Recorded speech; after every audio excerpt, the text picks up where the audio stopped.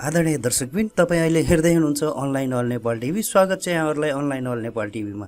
दर्शकबिन, आज हामी सेयर बजार सम्बन्धी विशेष कार्यक्रम लिएर उपस्थित भएका छौँ। बुलिङ्गर ब्यान्ड हेर्दाखेरि हेर्नुहोस्, एउटा स्क्विज लिइसकेपछि ब्रेकआउट लिएको छ। ब्रेकआउट लिएर धेरै माथि पुगिसकेको अवस्था देखिन्छ र अब यो बेलामा ट्रेडिङको लागि असाध्यै जोखिम लिने मान्छेहरू त गर्न नसक्ने कुरा भएन, जे पनि गर्न सक्छन् जोखिम। र प्रोग्रामको बारेमा डिस्क्लेमर, कम्पनीहरूको एनालाइसिस गर्दै गर्दा कसैले एडभाइजरी भनेको अथवा कसैले यो कम्पनी किन्नुहोस् नकिन्नुहोस् बेच्नुहोस् भनेको भनेर नबुझिदिनु होला। यो एजुकेसन पर्पसको लागि मात्रै हो। तपाईँहरूको आफ्नो एनालाइसिसमा यो एनालाइसिसले अलिकति हेल्प गर्न सक्यो भने हामीले आफ्नो प्रोग्राम सार्थक भएको ठान्नेछौँ।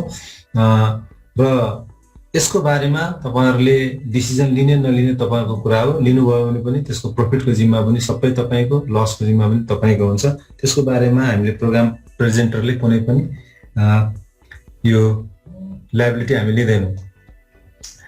फेसबुकमा तथा जुममा हेरिराख्नु भएको साथीहरूको लागि अनुरोध, यसलाई सकिन्छ भने आफ्नोबाट सेयर गरिदिनु होला फेसबुकमा, ताकि तपाईँहरूको अरू साथीहरूले पनि यसलाई हेर्न पाउनुहोस् र धेरैजनामा यो जाओस् र धेरैजनाले यसबाट फाइदा लिन सक्नुहोस्। नमस्कार सबै साथीहरूलाई, आजको बिहानीको शुभ प्रभात। आज हामी 15 जेठ 2078। हामी रेगुलर प्रोग्राम त गर्छौँ, तर फरक किसिमको प्रोग्राम गर्छौँ। त्यो भनेको फ्री सेसन हो हाम्रो कम्पनी एनालाइसिस अन डिमान्डको। हामी सबै सेयर मार्केटमा काम गर्ने मान्छेहरू, त्यसमध्ये पनि हामी ट्रेडरहरू धेरै छौँ। र ट्रेडरहरू भइसकेपछि हामीलाई कुन कम्पनीको कस्तो अवस्था रहला अथवा चाहिँ खास गरी टेक्निकल एनालाइसिसको माध्यमबाट कस्तो खालको एनालाइसिस रहन्छ होला भन्ने जिज्ञासा हुनु स्वाभाविक हो। र आफूसँग भएका सेयरका स्टकका बारेमा केही जान्न पायो भने, केही भन्न पाएदेखि त्यसकोसँग सम्बन्धित अब आउने हप्तामा आउने दिनहरूमा कारोबार कसरी गर्न सकिन्छ होला भन्ने चाहना सबैको हुन्छ र त्यो चाहनालाई थोरै मात्रै भए पनि एड्रेस गर्न सकियोस् भन्ने हिसाबले हामीले एउटा फ्री सेसन राखेका हौँ। र यसलाई हामीले कम्पनी एनालाइसिस अन डिमान्ड, यहाँहरूले डिमान्ड गर्नुभएको कम्पनीहरूको एनालाइसिसहरू दिने कोसिस गर्छौँ। हप्ताभरि साथीहरूले फेसबुकमा कहिले के कम्पनीहरू राख्नु भएको रहेछ। अनफर्चुनेटली हाम्रो हिजोको सेसन चाहिँ त्यहाँ रेकर्डेड हुन नसकेको हुनाले कतिपय साथीहरूले त्यहाँ पनि डिमान्ड गर्नुभएको थियो होला, त्यो मैले हेर्न सकिनँ। तर त्योभन्दा अगाडि नै डिमान्ड गर्नुभएको तथा हिजो मैले फेसबुकमा एउटा सानो पोस्ट आजको कार्यक्रमबारे राख्दा पनि त्यहाँ पनि थुप्रै साथीहरूले डिमान्ड गर्नुभएको छ। तिनीहरूको आधारलाई मैले कम्पाइलेसन गरेर ल्याएको छु। टप 3 टप 4 परेका कम्पनीहरू। केही कम्पनीहरू चाहिँ त्यहाँ डबल भन्नाले टाइअप जस्तो, भोटिङमा टाइअप जस्तो पनि परेको छ। त्यो भएको हुनाले मैले 3वटाको सट्टा 4वटा कम्पनीहरू लिएको छु र हामी लाइभमा भएका साथीहरूसँग एकछिनमा हामी लिइ नै हाल्छौँ। म कार्यक्रम सुरु गर्न चाहन्छु। सबैलाई स्वागत गर्दै जुममा उपस्थित हुनुभएका 300 जना साथीहरू तथा फेसबुक लाइभ हेरिराख्नु भएका साथीहरूलाई स्वागत छ। र प्रोग्रामको बारेमा डिस्क्लेमर, कम्पनीहरूको एनालाइसिस गर्दै गर्दा कसैले एडभाइजरी भनेको अथवा कसैले यो कम्पनी किन्नुहोस् नकिन्नुहोस् बेच्नुहोस् भनेको भनेर नबुझिदिनु होला। यो एजुकेसन पर्पसको लागि मात्रै हो। तपाईँहरूको आफ्नो एनालाइसिसमा यो एनालाइसिसले अलिकति हेल्प गर्न सक्यो भने हामीले आफ्नो प्रोग्राम सार्थक भएको ठान्नेछौँ। र यसको बारेमा तपाईँहरूले डिसिजन लिने नलिने तपाईँको कुरा हो। लिनुभयो भने पनि त्यसको प्रफिटको जिम्मा पनि सबै तपाईँको, लसको जिम्मा पनि तपाईँको हुन्छ। त्यसको बारेमा हामीले प्रोग्राम प्रेजेन्टरले कुनै पनि यो लायबिलिटी हामी लिँदैनौँ। फेसबुकमा तथा जुममा हेरिराख्नु भएको साथीहरूको लागि अनुरोध, यसलाई सकिन्छ भने आफ्नोबाट सेयर गरिदिनु होला फेसबुकमा, ताकि तपाईँहरूको अरू साथीहरूले पनि यसलाई हेर्न पाउनुहोस् र धेरैजनामा यो जाओस् र धेरैजनाले यसबाट फाइदा लिन सक्नुहोस्। हामीले आजको कार्यक्रममा पनि ट्रेडिङमा फोकस गर्छौँ। 3 महिनासम्म, बढीमा 3 महिनासम्म होल्ड गर्न सकिने स्टकहरूको बारेमा एनालाइसिसहरू गर्छौँ, अथवा जुन स्टक तपाईँले डिमान्ड गर्नुहुन्छ त्यो एनालाइसिस दिँदै गर्दा यो 3 महिनासम्मलाई मात्रै यो म्याक्सिमम होल्डिङ गर्न सक्ने हिसाबले एनालाइसिस भइराखेको छ भनेर बुझ्नु होला। किनकि एनालाइसिसका डाइमेन्सनहरू धेरै हुन्छन् र अहिले 3 महिनाको एनालाइसिस पनि, टाइम फ्रेम पनि अलिक बढी भइसक्यो। अहिले मार्केटको अवस्था हेर्दाखेरि अब स्विङ ट्रेडिङतिर जानुपर्ने अवस्था देखिएको छ भनेर हामी बिस्तारै स्विङ ट्रेडिङतिर पनि अहिले बढी फोकस गरिराखेका छौँ। स्विङ ट्रेडिङ भन्नाले एक पटकमा 5 देखि 10% सम्म मात्रै प्रफिट लिने र त्यसको आधा 2.5-3% सम्म स्टप लस राखेर कारोबार गर्ने र छिटो छिटो कारोबार गर्ने, किनकि मार्केट भोलाटाइल छ। एक हप्तामै माथि पुगेको प्राइसहरू फेरि तल आइसक्ने, कहिलेकाहीँ एक हप्ता पनि कुरो नपाइने, 2-3 दिनमै एकदमै धेरै 10% 20% को भोलाटालिटी मार्केटमा निश्चित स्टकहरुमा निश्चित सेक्टरहरुमा हेर्न पाइराखेको छ। त्यो भोलाटिलिटी मुभमेन्ट क्याच गर्ने हो भने हामीले 3 महिनासम्म वेट गर्ने, ट्रेडिङ वेट गर्ने पनि त्यो धेरै हुन्छ। तर यसरी धेरै एग्रेसिभ ट्रेड गर्दा, छिटो छिटो ट्रेड गर्दा नाफा पनि आउन सक्छ, कहिलेकाहीँ थोरै समयमा धेरै घाटा पनि हुन सक्छ। त्यसकारण जति धेरै एग्रेसिभनेस हामी ट्रेडिङमा राख्छौं त्यति धेरै जोखिम पनि हामी सँगसँगै लिएर हिँडिरहेका हुन्छौं। र रिस्क रिवार्ड रेशियो सकिन्छ भने 2 भन्दा बढी राख्नुस्, सकिदैन भने एटलिस्ट 1:2 राख्नुस्। स्टप लस 1 हो भने रिवार्ड प्रॉफिट टार्गेट 2 हुनुपर्छ। यो एउटा जनरल प्रिन्सिपल नै हो ट्रेडिङको। यो रेगुलर इन्डिकेटरहरु आज हामी आवश्यकता अनुसार यो सबै त लगाउन सकिदैन, तर 4-5 वटा जनरल इन्डिकेटर कहिलेकाहीँ पर्यो भने 1-2 टा एक्स्ट्रा इन्डिकेटरहरु लगाएर हेर्छौं। हामीले प्राय चलाउने इन्डिकेटरहरु यी हुन्। आज मैले अलिकति एजुकेशनल पर्पसको लागि भनेर एउटा स्लाइड मैले थप दिएको छु। हामी सबै ट्रेडरहरु, म कुनै न कुनै हिसाबले हामी ट्रेडर छौं। कसैले धेरै ठूलो पोर्टफोलियोमा ट्रेड गर्ला, कसैले थोरै गर्ला। सबभन्दा गाह्रो कुरा के हो ट्रेडिङमा भन्ने कुराहरु बेला बेलामा साथीहरुले सोध्नुहुन्छ। कहिलेकाहीँ जब मैले ट्रेड गर्छु मार्केट मेरो एग्नेस्टमा जान्छ, हैन, किन्छु अनि घट्न थाल्छ, बेच्छु बढ्न थाल्छ। के हो गाह्रो? एकदम गाह्रो छ। यो खास गाह्रो के भएर गाह्रो भएको भन्ने कुराहरु सोध्नुहुन्छ। मैले जनरल कुराहरु राखिदिएको छु। मेरो हिसाबले चाहिँ ट्रेडरहरुले फेस गर्नुपर्ने डिफिकल्टीहरु, अप्ठ्याराहरु यी हुन्। सबभन्दा ठूलो कुरा तपाईले नोइज, र्युमर र न्यूजको बेसमा धेरै ट्रेडरहरुले ट्रेड गर्नुहुन्छ र त्यो नोइज, र्युमर र न्यूजहरुको बारेमा जस्तो हल्ला, फेसबुकबाट आउने धेरै हल्लाहरु, सामाजिक सञ्जालमा हुने हल्लाहरु, साथीभाइको ग्रुपबाट आउने हल्लाहरु, त्यसलाई छोड्नुपर्छ ठ्याक्कै भन्ने हैन, तर त्यसलाई फिल्टरिङ कसरी गर्ने र त्यसलाई कसरी बुझ्ने र आफ्नो स्ट्र्याटेजीसँग मिल्ने हिसाबले कसरी त्यसको स्ट्रेन्थलाई युज गर्ने, विकनेसलाई चाहिँ सेफगार्ड गर्ने भन्ने कुरा हामीले जानेनौं र फुल्ली नोइज, र्युमर र न्यूजको आधारमा डिपेन्डेन्ट भएर ट्रेड गर्यो भने त्यो डिफिकल्ट हुन्छ, जोखिमपूर्ण हुन्छ। त्यसकारण फिल्टरिङ कसरी गर्ने भन्ने त्यो स्किल चाहिँ प्र्याक्टिसबाट मात्रै आउँछ र त्यो फिल्टरिङ नगरिकन जस्ताको तस्तै बेसमा ट्रेडिङ गर्यौं भने हामीलाई घाटा हुन सक्छ। त्यो कसरी फिल्टरिङ गर्ने भन्ने नै सबभन्दा एउटा च्यालेन्जिङ विषय छ। अर्को भनेको चाहिँ कति समयको लागि म कति टाइम फ्रेमसम्म होल्ड गरेर मैले ट्रेड गर्ने भन्ने सेट गर्नै गाह्रो छ। कति 3 महिना, 6 महिना, 9 महिना, 1 वर्षसम्म कारोबार गर्ने मान्छेलाई सबैलाई ट्रेडर नै भनिन्छ। अब त 3 महिना पनि बढी हुन थाल्यो। स्विङ ट्रेडिङका कुराहरु हामीले गर्न थाल्यौं भने अब मलाई ठ्याक्क यो मार्केटको कन्डिसन कस्तो छ र मेरो रणनीति कस्तो छ त्योसँग मिलान गर्ने, तादात्म्य हुने गरी कति टाइम फ्रेममा मैले ट्रेड गर्ने र त्यो ट्रेन्ड अनुसार चाहिँ मैले फाइदा लिने भनेर निर्क्युल गर्नै गाह्रो छ अहिलेको अवस्थामा। किनकि कुनै सेक्टर महिनौसम्म पनि मुभमेन्ट नआएर बसिरहेको हुन्छ। कुनै सेक्टरमा एक हप्तामै 2 चोटी मुभमेन्ट हेर्न पाइन देखिन्छ। कहिले त्यही मुभमेन्ट आउने सेक्टर फेरि महिना दिनसम्म फेरि चुपो लागेर साइड लाइनमा हिँडिरहेको हुन्छ। त्यसकारण अब मैले टाइम फ्रेम कति सेट गर्ने त यो सेक्टरमा भनेर थाहा पाउनु, बुझ्नु र त्यो आकलन गर्नु सबभन्दा डिफिकल्ट छ, च्यालेन्जिङ छ। अर्को भनेको चाहिँ कम्पनीहरु स्क्रिनिङ गर्ने। ल मैले टाइम फ्रेम पनि मैले बनाए, न्यूज स्किल पनि मैले लिए, नोइजहरु फिल्टरिङ, र्युमरहरु फिल्टरिङ गर्ने स्किल पनि लिए भने अब पोटेन्शियल कम्पनी कसरी छान्ने? 200 भन्दा बढी कम्पनीहरु छन्, कसरी छान्ने त? त्यो 200 वटा कम्पनीमा 200 वटामा त हामी ट्रेड गर्दैनौं, जहाँ पनि हात हाल्न त जाँदैनौं। हामी त्यसरी हात हाल्यौं भने घाटा हुन्छ नबुझिकन। त्यसैदेखि बुझेर सिलेक्ट गर्नुपर्ने कम्पनीहरु कसरी स्क्रिन गर्ने त भन्ने त्यो पनि एउटा ठूलो च्यालेन्ज छ। त्यो भनेको चाहिँ 200 वटा नम्बरलाई विभिन्न भाइटल टेक्निकल स्ट्याटिस्टिक्सहरु, विभिन्न टेक्निकहरु छन्। त्यो टेक्निक लगाएर डाउन साइज गर्नु पर्यो। तब हामीले गर्ने अब आउने हप्ता कारोबार गर्ने भनेको कतिवटा कम्पनीमा 2 टामा हो, 5 वटामा हो, 7 वटामा हो, 10 वटा हो, त्योभन्दा बढी त हामी कारोबार गर्दैनौं। यदि हप्तामा 10 वटा भन्दा बढी कम्पनी सिलेक्ट गरेर कारोबार गर्छौं भने हामी एकदमै टु मच एग्रेसिभ कारोबार गरिरहेका छौं र त्यो धेरै एग्रेसिभ भएर कारोबार गर्दाखेरि लस नै बढी हुने सम्भावना हुन्छ। त्यसकारण म्याक्सिमम 10 वटा भन्दा कम्पनी हामीले चोइस गर्नु हुँदैन। त्यसैगरी हामीले भोलिको पेड एनालाइसिसमा 14-15 वटा कम्पनीहरु दिन्छौं। त्यो भनेको म्याक्सिमम अफ द म्याक्सिमम हो। त्यति पनि जानु पर्दैन। तपाईँले 5 वटादेखि 7 वटाको बिचमा राख्नुभयो भने तपाईँले त्यो कम्पनीहरू राम्रै कारोबार गर्न सक्नुहुन्छ। कम्पनी 5 वटा भनेको त्यो 5 वटा कम्पनीले तपाईँले 25 वटा ट्रेड लिनुहोस्, त्यसमा आपत्ति भएन। तर कम्पनी चाहिँ धेरै राख्नुभयो भने र धेरैवटा ट्रेड गर्नु भने यताबाट पनि उताबाट पनि त्यो चाहिँ त्यसलाई मोनिटरिङ गर्न सकिँदैन। त्यसकारण यो डाउन साइजिङ गर्ने, कम्पनीलाई डाउन साइजिङ कसरी गर्ने, 200 वटाबाट 5 वटा कम्पनी कसरी छान्ने मैले आउने हप्ताको लागि भन्ने सबभन्दा ठुलो च्यालेन्ज हो। अब यसको लागि चाहिँ यो च्यालेन्ज मैले लिन्छु, म यसरी बुझ्छु भन्नुहुन्छ भने चाहिँ यसको लागि स्पेसिफिक ट्रेनिङ लिनुपर्छ, टेक्निकल एनालाइसिसको ट्रेनिङ लिनुपर्छ है। स्पेसिफिक प्याटर्न, ट्रेन्ड र टाइम फ्रेम।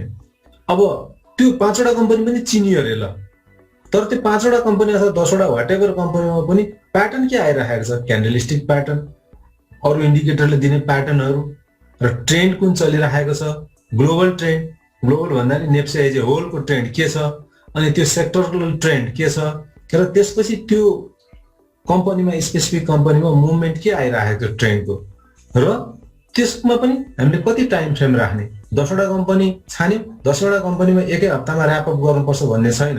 कुनै कम्पनी 3 महिनासम्म चल्न सक्ने पनि हुन्छ, कुनै 1 महिनासम्मै ऱ्यापअप गर्ने होला, कुनै 1-2 हप्तामा ऱ्यापअप गर्नुपर्ने होला। त्यसको लागि चाहिँ ट्रेन्ड र प्याटर्न हेरेपछि अनि बल्ल टाइम फ्रेम चाहिँ हामीले डिसाइड गर्छौँ। यो तेस्रो सबभन्दा ठुलो च्यालेन्ज हो ट्रेडरहरूको लागि। र चौथो च्यालेन्ज भनेको चाहिँ कम्पनी छानिसकेपछि अब आफ्नो डिसिप्लिन र स्ट्राटेजीलाई कसरी स्टेबलाइज गर्ने। यहाँनिर एकदमै ठुलो ल्याग देखिन्छ। यो चकचक गर्ने के, कहिले बुलिङ्गर ब्यान्ड हेरेर ट्रेड लिइहाल्ने, कहिले म्याकडी हेरेर ट्रेडिङ लिइहाल्ने, कहिले जे मन लाग्छ त्यही गर्ने, कहिले हल्लाको भरमा ट्रेड लिइहाल्ने होइन। यसको बारेमा भोलि हामीले एउटा पेड सेसनमा पनि एउटा अलिकति डिटेलमा हामी तपाईँहरूलाई कसरी स्ट्रिमलाइनिङ गर्ने भन्ने एउटा सेसन, एउटा 5-7 मिनटको एउटा च्याप्टर हामीले राखेका छौँ। किनभने तपाईँ फुटबल खेल्न जानुभयो अनि जता मन लाग्यो त्यता गोल हानेर त भएन नि त, गोल पोस्टमै हान्नु पर्यो नि त गोल गर्ने हो भने त होइन। अनि गोल पोस्ट पनि एकै ठाउँमा भयो भने पो गोल पोस्ट यहाँ छ भनेर तपाईँले फोकस गरेर चेन्ज गर्न सक्नुहुन्छ। एकछिनमा गोल पोस्ट यता चेन्ज गरिदिने, अर्को छिनमा गोल पोस्ट उतातिर चेन्ज गरिदिने भयो भने गोल हान्न सकिन्छ, त्यो खेल जित्न सकिन्छ? सकिँदैन। ट्रेडिङमा पनि त्यही हो। हाम्रो डिसिप्लिन कहिले एक थरी राख्ने, कहिले म चाहिने ट्रेडर भनेर गरिदिने, कहिले देखा जाएगा भनेर गर्ने, कहिले कुन इन्डिकेटर 10 वटा इन्डिकेटर जानेको छु भन्ने त्यो एउटा इन्डिकेटरले हेरेर ट्याक्क ट्रेड लिइदिइहाल्ने, कहिले अर्को इन्डिकेटरमा जम्प गर्ने, अनि सबै बुझ्ने, नोइज हुने, इन्फर्मेसन ओभरलोड हुने, अनि यो पनि ठिक जस्तो त्यो पनि ठिक जस्तो गरेर स्टेबलै नहुने। केमा स्टेबल नहुने? आफ्नो डिसिप्लिनमा पनि स्टेबल नहुने र स्ट्राटेजीमा पनि स्टेबल नहुने गरेर ट्रेडिङ गरियो भने यो अर्को सबभन्दा ठुलो खतरा हो र यो सबभन्दा ठुलो च्यालेन्ज हो यो ट्रेडरहरूको लागि। यति कुराहरूमा हामीले अलिकति संयमित भएर बुझेर गऱ्यौँ भने ट्रेडिङबाट फाइदा हुन सक्छ, एभरेज विनर हुन सक्छौँ। यी सबैका बावजुद पनि हामीले ट्रेड गर्दाखेरि म्याक्सिमम भन्दा म्याक्सिमम सक्सेस रेट भनेको 60% मात्रै हुन्छ, त्यहाँभन्दा उता हुँदैन। र लस त हुन्छ ट्रेडमा। यदि ट्रेड गर्ने लस हुँदैन भनेर सोचिरहेको छ भने हामी ट्रेडमा नआउँदा पनि हुन्छ। त्यस्तो संसारको कुनै पनि एक्सपर्टले कुनै पनि देशमा, कुनै पनि एक्सचेन्जमा, कुनै पनि सेयर मार्केटमा स्टप लस बिनाको ट्रेड हुँदैन। तपाईँहरूले त्यो फर्दर स्टडी गर्नुभयो हुन्छ। त्यसकारण ट्रेडर भनेर आएपछि हामीले लस लिनुपर्छ। ओके, अब आज फेसबुकबाट लिएका 4 वटा कम्पनी मैले पाएको छु, सबभन्दा धेरै रिक्वेस्ट आएको। आजको क्लासमा सुरु गरौँ। अलिकति थ्योरिटिकल कुराहरू भयो होला। बीपीसीएल, एनबीबी, एसएचएल र एचडिएल यति 4 वटा कम्पनी दिनुभएको छ। र यहाँको साथीहरूले चाहिँ अब जो जुममा हुनुहुन्छ उहाँ साथीहरूले, एकजना साथीले एउटा कम्पनी, एकजनाले एउटा कम्पनी, त्यो पनि एक पटक मात्रै च्याट बक्समा लेखिदिनु होला। अस्तिको पल्ट मैले एउटै साथीले धेरैवटा कम्पनी राख्दाखेरि त्यसलाई मैले हटाइदिएको थिएँ, किनकि त्यहाँ एकजना साथीले कतिचोटि त्यहाँ चाहिँ च्याट गर्नुभयो त्यहाँ देखिन्छ है। हुन त त्यो च्याट भनेको कम्पनीकै च्याट नहुन पनि सक्छ, हेलो गुड मर्निङ नमस्कार भन्ने च्याट पनि हुन सक्छ। तर 1 पर्सन 1 कम्पनी एक पटक मात्रै गरिदिनु होला। म त्यतिन्जेलसम्ममा स्मार्ट वेल्थ प्रो रन गर्छु र तपाईँहरूको च्याटलाई कम्पाइलेसन गर्न आउँछु।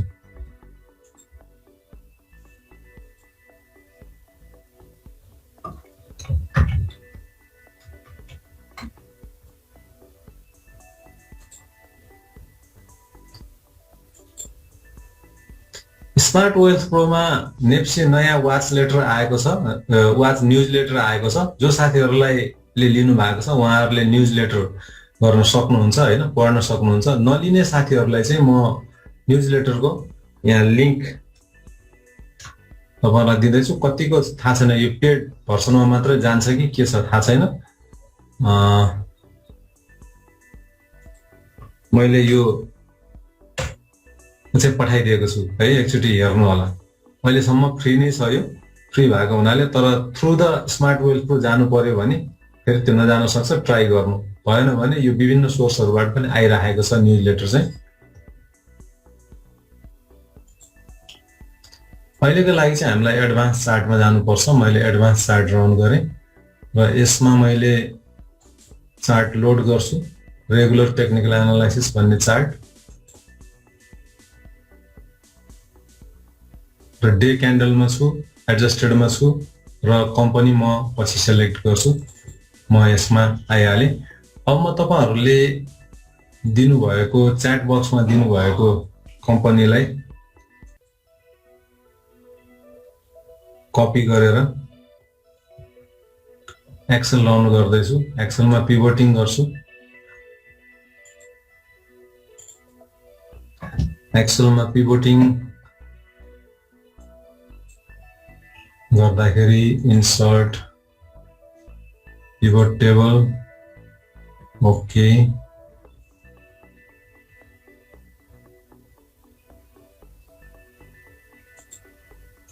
के भयो? इन्सर्ट पिभट टेबल 510 सम्म गएको छ, ओके।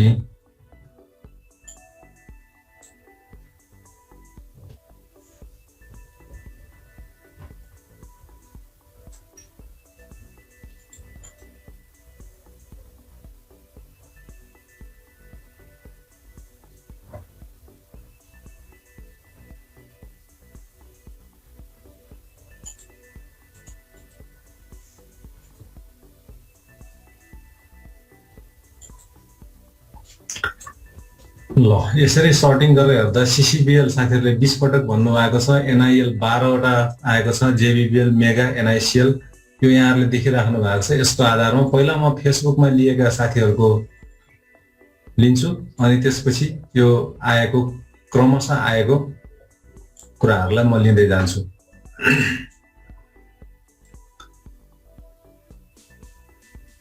ओके, पहिला फेसबुकको साथीहरूको लिउँ। बिपिसिएल, एनबिबी।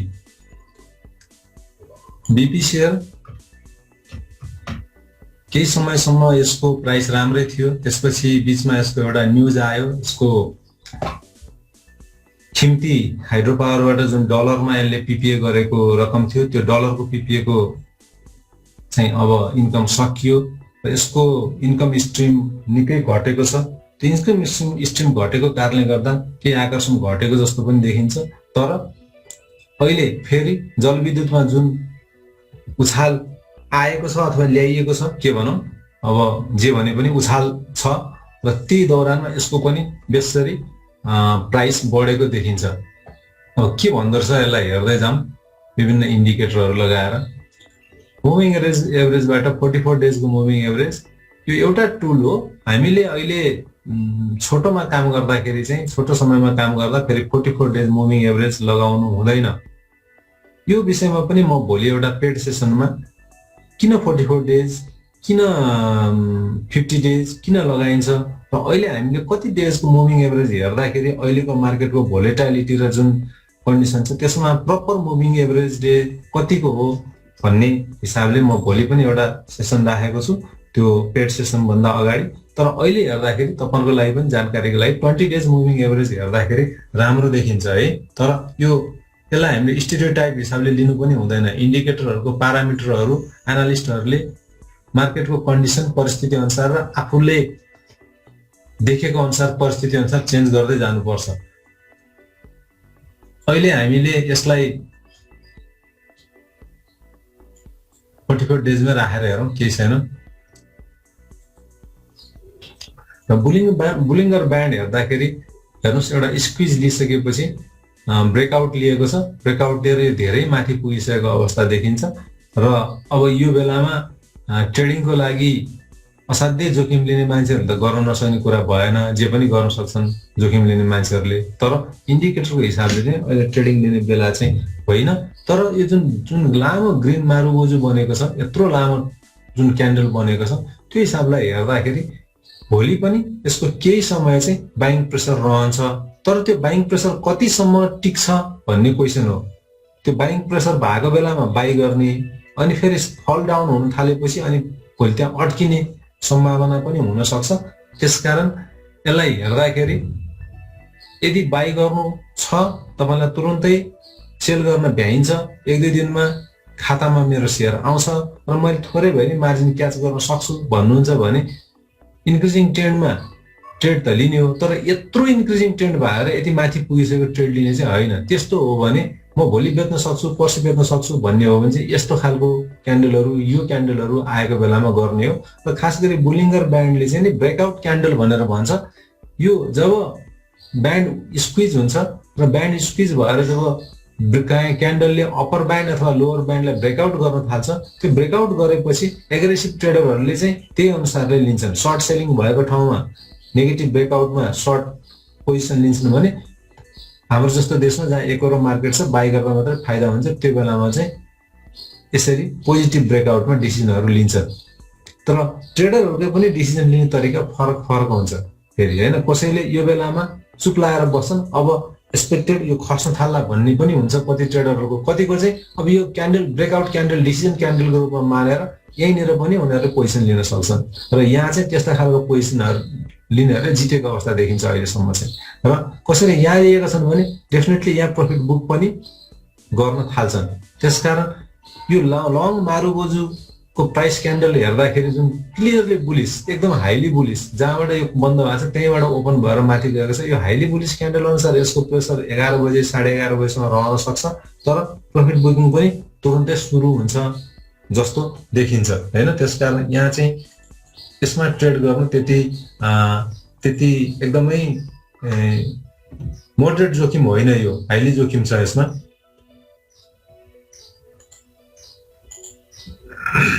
इचिमोकोले हेर्नुहोस् लाइनहरू क्लियरली एकदमै हाइली बुलिस अवस्थामा गएको देखाइरहेको छ। यसको सपोर्ट भनेको धेरै नै तल छ, लगभग 430 को रेन्जमा मात्र सपोर्ट छ, जबकि 526-600 रुपियाँ भन्दा बढी मार्जिन रेन्जमा सपोर्ट छ भनेर इचिमोकोले देखाइरहेको छ। प्याराबोलिक सारले डेफिनेटली क्लियरली इन्क्रिजिङ ट्रेन्डमा देखाउने नै भयो। त्यसपछि अरू हेर्दाखेरि म्याक्डीमा पनि यहाँनिर चाहिँ पुल ओभर लिएर बुलिस क्रस ओभर आएको यहाँ देखिराखिएको छ। लगभग डब्लु प्याटर्न बनाएर क्रस ओभर लिएर यो माथि गएको देखिन्छ र अहिले चाहिँ एकदम हाइली बुलिस अवस्थामा देखिन्छ। र यो अस्वाभाविक उछाल भनेर भन्नुपर्छ। अब यत्रो उछाल आउनुपर्ने फन्डामेन्टली कुनै कारण छैन। हाइड्रो पावरहरूमा अब पहिला एकचोटि उछाल ल्याएर फेरि तल आइसकेर फेरि अब यहाँनिर उछाल ल्याउन सक्ने अवस्था देखिन्छ भन्ने हिसाबले ट्रेडरहरू हाबी भएको भनेर बुझ्न सक्छौँ। आरएसआई हेर्नुहोस् 81 लगभग 82 मा पुगिसकेको छ, असाध्यै ओभरबट जोन। एमएफआई पनि 86 मा पुगिसकेको छ, असाध्यै ओभरबट जोन। तपाईँले भोल्युमहरू हेर्न सक्नुहुन्छ। यदि भोल्युम हेरियो भने भोल्युममा पनि किन यसमा भोल्युम रहेनछ, एकैछिन है, तल छ भोल्युम, यहाँ तल रहेछ। भोल्युमसँग यसको हेर्दाखेरि भोल्युम पनि एभरेज भन्दा निकै बढी आएर बुलिस भइरहेको देखिन्छ। अर्थात् यो बढ्दै गएको बेलामा मान्छेहरू जति मूल्य भए पनि म किन्छु भन्ने मेन्टालिटीले काम गरेको हुन सक्छ। अब यो जेनरल ट्रेडरले गरेको हो भने ठिकै छ, तर एउटा निश्चित कुनै ग्रुपले गरेको छ भने त्यो पम्पिङ हुन सक्छ। त्यसकारण हामीले यो पब्लिक कार्यक्रम भएको हुनाले यसलाई पम्पिङ नै भन्नु त सक्दैन, तर चनाखो हुनुपर्ने चाहिँ जरुरत देखिन्छ यसमा।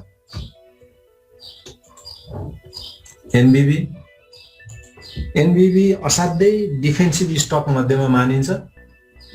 डिफेन्सिभ यस अर्थमा कि अब यसमा त्यति धेरै उछाल आएको बेलामा पनि धेरै उछाल आउँदैन, अनि डाउन भएको बेलामा पनि धेरै डाउन हुँदैन। अलिकति कुल माइन्डले कारोबार गर्ने, घट्दा पनि धेरै बेसरी नगर्ने, बढ्दा पनि धेरै बेसरी नगर्ने, डिफेन्सिभ नेचर भएका स्टक ट्रेडरहरूले यसलाई मन पराउने खालको स्टक हो।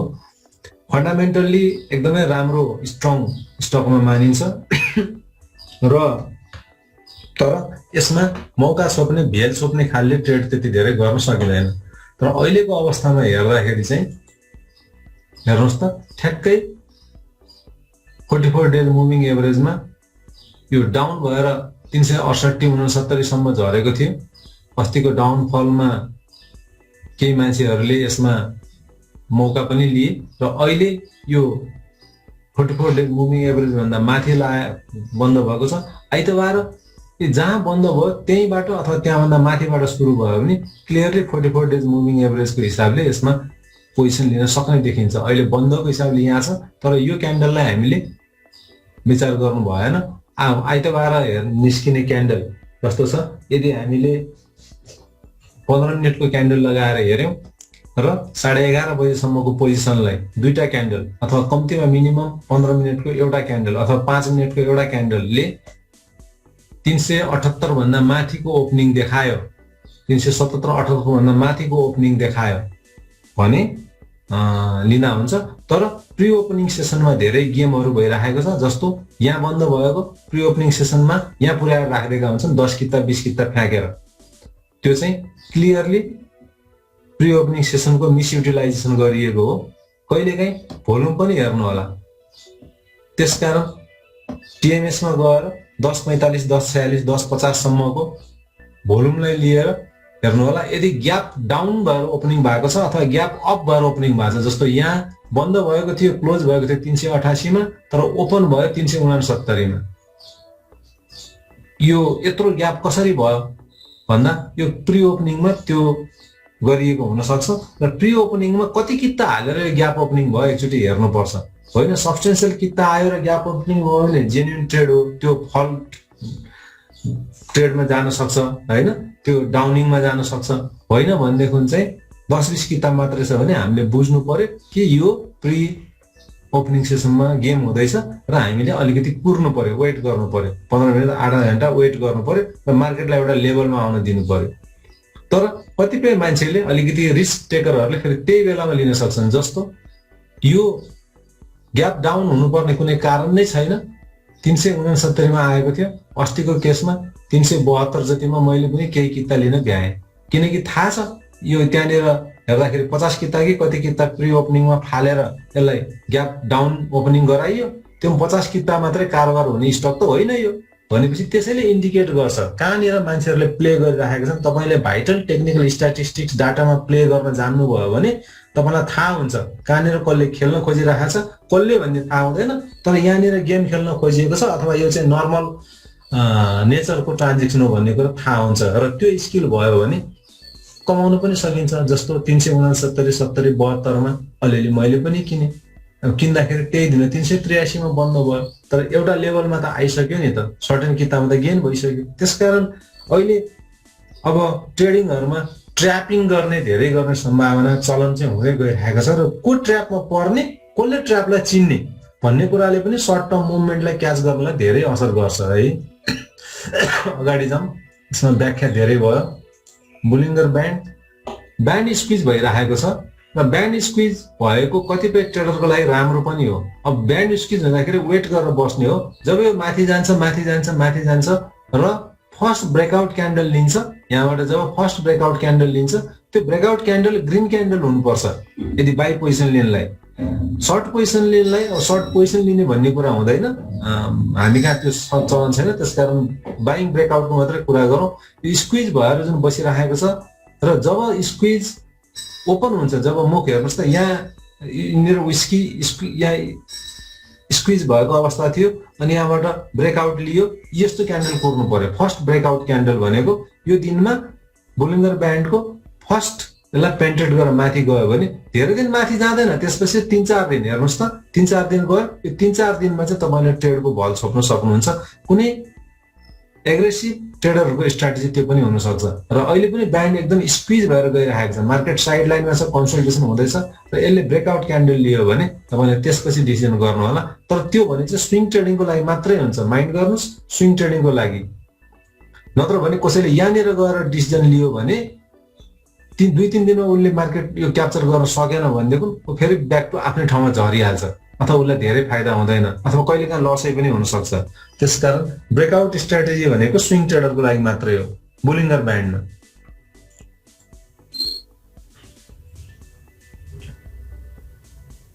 हेर्नुहोस् अस्ति ग्याप ओपनिङ हुँदाखेरि ठ्याक्क 5% तल ग्याप ओपनिङ भएको थियो र यो इचिमोको फर्स्ट सपोर्ट लाइनलाई टच गरेर फेरि माथि बढेको छ। यो त फल्स ग्याप ओपनिङ थियो, यसले आफ्नो लेभलमा फेरि गइ नै सकेको छ, तर अहिले भएकोलाई चाहिँ नर्मल लेभलमा मान्न सकिन्छ। योभन्दा अझै केही 390 को रेन्जमा गयो भने बल्ल यसले एउटा क्लियर इन्क्रिजिङ ट्रेन्ड समाज छ भनेर भनिराखेको छ। पाराबोलिक सारले यसलाई ओपनिङ नै देखाउँछ। यदि हिजो भनेको बिहिबार पनि यदि रेड क्यान्डल बनेको भए यो बेरिस जोनमा जाने सम्भावना थियो, तर अब त यहाँबाट गएर माथि गइसक्यो, यो इन्क्रिजिङ ट्रेन्ड कन्टिन्यू हुन्छ भन्ने देखिन्छ। यसमा चाहिँ अहिलेको हिसाबले हेर्दाखेरि चाहिँ बेरिस क्रसओभर आएको देखियो, किनभनेदेखि यहाँ बुधबारको क्लोजिङ 388 थियो अनि बिहिबारको क्लोजिङ 388, जहाँनिर लो 388 होला, क्लोजिङ कति हो, लो 384, क्लोजिङ 388, यसको क्लोजिङ 383, 88 भन्दा पनि तल आएर बन्द भएको छ ग्याप डाउनिङ भएर। त्यो भएर म्याकडीले चाहिँ अलिकति लङ टर्म 12 दिन र 26 दिनको मुभिङ एभरेजको बेसमा बियरिश क्रसओभर आउन खोजेको जस्तो देखाउँछ,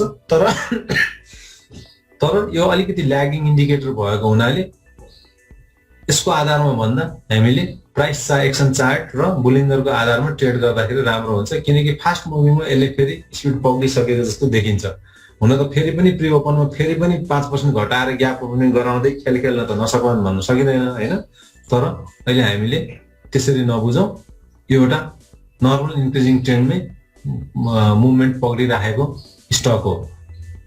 आरएसआई 54 छ, ट्रेडरको लागि ठिक अवस्था छ। एमएफआई पनि 64 छ, ट्रेडरको लागि ठिक अवस्था। डिएमआईले हामीलाई इन्क्रिजिङ ट्रेन्डमा छ र यो राम्रै इन्क्रिजिङ ट्रेन्डमा छ। 35 एडीएक्स देखाइरहेको छ, जसको मतलब यो राम्रो इन्क्रिजिङ ट्रेन्डमा छ भनेपछि सर्ट टर्म मोमेन्टममा छ, यो इन्क्रिजिङ मोमेन्टमा छ भनेर भनेको हो। एसएसएचएल यदि कुनै कारोबार नभएको कम्पनीहरू छ भने भन्नु होला है। यहाँ एसएसएचएल 25 मेमा 27 मेमा कारोबार भएको छ। डिएमआई छौँ हामी, एडजस्टेडमै छौँ, ठिक छ। मुभिङ एभरेज भन्दा प्राइस धेरै माथि छ, अर्थात् यो 44 दिनको ट्रेन्ड भन्दा एभरेज भन्दा इन्क्रिजिङ ट्रेन्डमा गएको देखियो। यो पनि हाइड्रो पावर भएको हुनाले हेर्नुहोस् उचालिएको जस्तो अवस्था देखिन्छ। र हाइड्रो पावरको सेक्टरमा तपाईहरुले भोल्युम एनालाइसिस गर्नुभयो भने भोल्युम पनि आउन त आएको देखिन्छ, तर संस्थागत लगानीकर्ताहरू यसमा अलिकति बढी पैसा लगाउन सक्ने मान्छेहरू हाइड्रो पावर सेक्टरलाई खेलाउनतिर लागेको जस्तो फिल हुन्छ। त्यसकारण अब तपाईं रिस्क लाई धेरै लिन नचाहने भेल, यो खेलको भेलमा म लाग्दिन भन्ने हुनुहुन्छ भने टाढै बस्नुस्, यो बेला होइन। तर ब्रेकआउट क्यान्डल लिएको म त खेलको भेलमा लाग्ने खालको ट्रेडर हो नि भन्ने तपाईलाई फिल हुन्छ भने हेर्नुस् त, ब्रेकआउट क्यान्डल लियो, तल झर्यो, फेरि नेक्स्ट ब्रेकआउट क्यान्डल अनि सेकेन्ड ब्रेकआउट क्यान्डल अझै पनि एक दिन उचाल्न सक्छन्। त्यसकारण तपाईसँग अलरेडी छ, बेच्न भ्याउनुहुन्छ भने यसमा जाँदा हुन्छ, होइन नयाँ शेयर किन्दै हुनुहुन्छ भने तपाईको शेयर तपाईको डिम्याट खातामा आउने 3-4 दिन लाग्छ अनि 3-4 दिन भित्रमा यो फेरि तल डाउन भइसकेको अवस्था हुन सक्छ। त्यो अलार्मिङ मेसेजलाई माइन्डमा राखेर कारोबार गर्नु होला। इचिमोकोले पनि हेर्नुस् यो एकदमै हाइली इन्क्रिजिङ ट्रेन्डमा लगिएको छ, गएको छ भन्ने देखिन्छ। पाराबोलिक सार 2 दिन भयो, यही दुईटा क्यान्डलले गर्दाखेरि ट्रेन्ड रिभर्स भएको छ पाराबोलिक सारमा। म्याकडी क्रसओभर आएर पहिले क्रसओभर होइन पुल ब्याक लिएर माथि गएको जस्तो देखिन्छ। यही बेलादेखि नै यसमालाई हामी प्राइससँग दाँजेर हेर्ने भने यहाँनिर पुल ब्याक आएको देखियो, त्यहाँदेखि नै यो इन्क्रिजिङ ट्रेन्डमा गएको छ। आरएसआई हेर्नुहोस् त 76 77 पुगिसकेको छ। यो बेलामा वेट एन्ड सी नै गर्ने हो, धेरै जोखिम लिएर कारोबार गर्ने होइन। एमएफआई पनि हाइली पुगेको देखिन्छ, डिएमआई पनि इन्क्रिजिङ ट्रेन्ड र क्लियरली स्ट्रङ इन्क्रिजिङ ट्रेन्डमा गएको भन्ने देखिन्छ। तर नेपालको कन्टेक्स्टमा मलाई यो इन्डिकेटरहरूको व्याख्या किन गर्न मन लाग्दैन, त्यति मन पर्दैन, खास गरी स्मल क्याप कम्पनीजहरूमा भने यो लगेको पनि निश्चित ग्रुपले नै खरिद गरिदिएर लगेको हो, अनि निश्चित ग्रुपले नै बेच्न थालेपछि यो डम्प पनि हुन थालिहाल्छ। त्यसकारण जहाँ भोल्युमलाई म्यानिपुलेट गर्न सक्दैनन्, जस्तै यहाँ भोल्युम हेर्नु हो भने तपाईँले अब भोल्युम बढ्नु त बढेकै हिसाबले गएको छ, तर यो चाहिँ जति आए पनि म किनिदिन्छु, आएको बात छैन भनेर किनेको भोल्युम हो यो। त्यसकारण टेक्निकल एनालाइसिस त्यस्तो ठाउँमा लगाउनु पर्छ जहाँ भोल्युममा कसैले म्यानिपुलेट गर्न सक्दैनन्। त्यो भनेको नेपालमा ब्याङ्किङ सेक्टर मात्रै हो, त्यो पनि कमर्सियल ब्याङ्कको सेक्टर मात्रै हो। फाइनान्स र डेभलपमेन्ट ब्याङ्कमा त अहिले आँट गर्न थालिसके, ल जे पर्ला पर्ला पैसा लिएर बस्छौँ भन्न थालिसके। त्यसकारण कमर्सियल ब्याङ्कमा किन डिफेन्सिभनेस छ, किनभने त्यहाँ खेल खेल्न गाह्रो छ। अरबौँ रुपियाँको कम्पनीमा त फेरि अरबौँ रुपियाँ लिएर बस्नु पर्यो। अरबौँको कम्पनी हो तर खरबौँमा छ त्यसको मार्केट क्यापिटलाइजेसन त। अनि कोही पनि मान्छे अरबौँ रुपियाँ लिएर खेल खेल्नतिर लाग्दैन। करोड रुपियाँसम्म हो भने हुनसक्छ 10-20 करोड लिएर खेल्ने मान्छेहरूको कमी छैन नेपालमा। त्यसकारण यस्तो ठाउँमा टेक्निकल एनालाइसिसले बढी काम गर्छ जहाँ चाहिँ भोल्युममा म्यानिपुलेसन गर्ने सम्भावना कम होस्। त्यसो भएर कहिलेकाहीँ यो जानिसकेको मान्छे हामीले इन्डियाको मार्केटमा काम गर्दा अथवा चाहिँ सिङ्गापुरको मार्केटमा काम गर्न पाए हुन्थ्यो भन्ने मलाई कता कता लाग्छ, किनकि त्यहाँ त भोल्युममा कसैले म्यानिपुलेट गर्न सक्दैन। यहाँ त आज यस्तो थम्स अप भएको कुरालाई केही व्यक्ति मात्र मान्छेहरू ग्रुपले मिलेर थम्स डाउन गराइदिन सक्छन्। अब यस्तोमा के इन्डिकेटर लाउने, त्यो इन्डिकेटर लाएर पनि हुन्छ कि? इन्डिकेटर त जे राखे पनि बताइदिन्छ, लाइन कोरिदिने हो इन्डिकेटरले। अनि त्यही इन्डिकेटरको बारेमा अनि भनेर भन्न थाल्यो भने धर्का मान, धर्का लाल, धर्का प्रसाद भनेर अनि फेसबुकमा गाली खाइन्छ। त्यसकारण मेन कुरा धर्काको कुरो होइन, त्यसको धर्काको पछाडिको विज्ञान के हो भने त्यो धर्का किन बन्छ भनेदेखि त्यसको पछाडि भोल्युम र प्राइस हुन्छ। प्राइस भइहाल्यो, तर इन्डिपेन्डेन्सी केमा हुनुपर्छ भने भोल्युममा हुनुपर्छ। र जहाँ भोल्युमलाई म्यानिपुलेट गर्न सक्ने थोरै भोल्युम थोरै किताहरू मार्केटमा छन् भने त्यहाँ धर्काले के, धर्का त 1 रुपियाँ 2 रुपियाँ 3 रुपियाँ 4 रुपियाँ गरे पनि त्यही स्ट्रेट लाइन बन्छ, अपवार्ड ट्रेन्ड। 1 अरब 2 अरब 3 अरब 4 अरब गरे पनि त्यही अपवार्ड ट्रेन्ड बन्छ। तर डाटा त फरक छ नि, 1 अरब 2 अरबमा म्यानिपुलेट गर्न सक्दैन, 1-2 रुपियाँमा त जसले म्यानिपुलेट गरिदिन्छ। त्यसकारण मलाई सानसानो कम्पनीहरू जस्तो गरी खास गरी अहिले यो हाइड्रो पावरहरू अनि सानसानो माइक्रो फाइनेन्सहरू, माइक्रो क्याप कम्पनीहरू, स्मल क्याप कम्पनीहरूमा टेक्निकल एनालाइसिस खासै काम लाग्दैन। काम किन लाग्दैन भने भयो जति सबै हामी नै किनिदिन्छौँ, हामी नै बेचिदिन्छौँ भनेर मान्छे तयार भएर आयो भने त्यो धर्काले देखाएर के हुन्छ। त्यसकारण नेपालमा धर्का मिल्दैन, टेक्निकल एनालाइसिस मिल्दैन भन्नु सत्य हो, तर आधा सत्य हो। नेपालमा पनि हाई भोल्युममा कारोबार हुनेमा धर्का मिल्छ, तर धर्का जति मिले पनि मिल्ने भनेको त्यही 60% हो, त्यहाँभन्दा बढी चाहिँ मिल्दैन। फेरि त्यहाँभन्दा बढी आशा नगर्नु होला। इचिमोको क्लियर ट्रेन्ड होइन, सबै हामीले हेरिसक्यौँ, पाराबोलिक सार पनि हेरिसक्यौँ। त्यसकारण कहिलेकाहीँ हामीले टेक्निकल एनालाइसिस भन्दै गर्दा कुन कम्पनीमा टेक्निकल एनालाइसिस लगाएका छौँ, त्यो कम्पनीको क्यापिटल कति छ, स्ट्रेन्थ कति छ, भोल्युम कति छ भनेर पनि हेर्नुपर्छ। एचडिएल महँगो प्राइस भएको कम्पनी,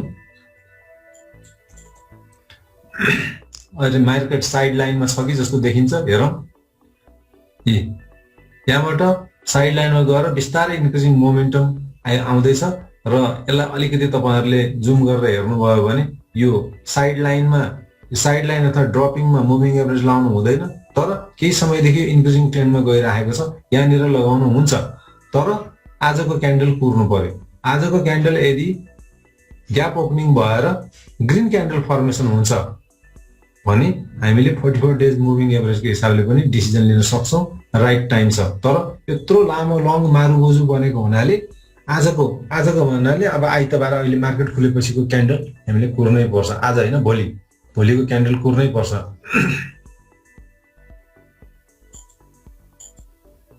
यहाँ पनि स्क्विज हेर्नुहोस् त, मुख बन्द हुन थाल्यो, स्क्विज भयो अब होइन।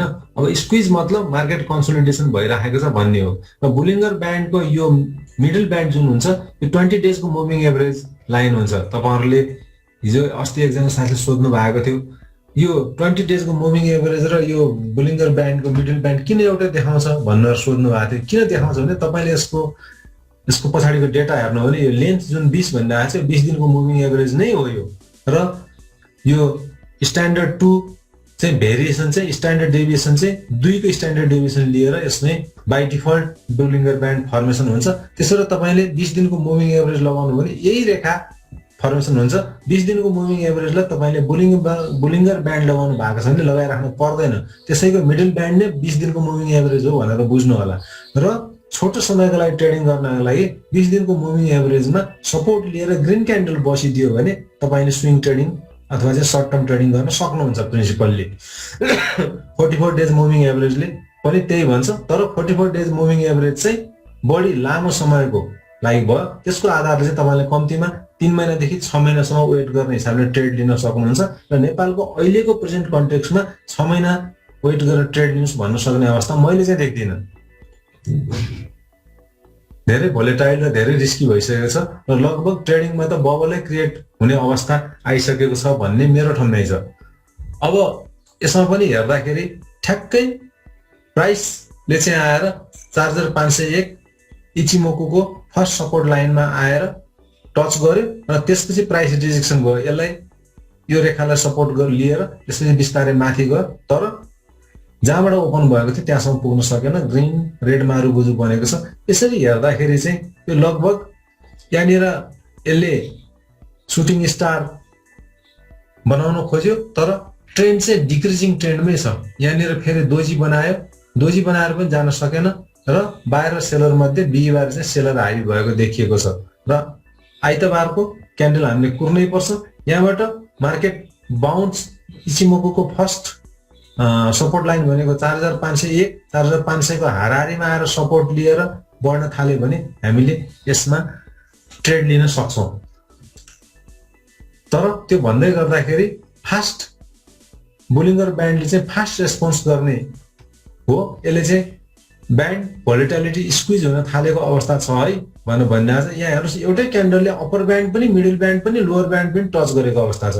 यस्तो बेलामा हामीले डिसिजन लिन हुँदैन र धेरै नै अब रिस्क लिनेहरूले चाहिँ ग्रीन क्यान्डल फर्मेसन भयो आइतबार र त्यो चाहिँ सानो ग्रीन क्यान्डल फर्मेसन भयो र 20 दिनको मुभिङ एभरेज भन्दा माथि अर्थात् बुलिङ्गर ब्यान्डको मिडल ब्यान्ड भन्दा माथि बस्यो भने डिसिजन लिन सक्नुहुन्छ।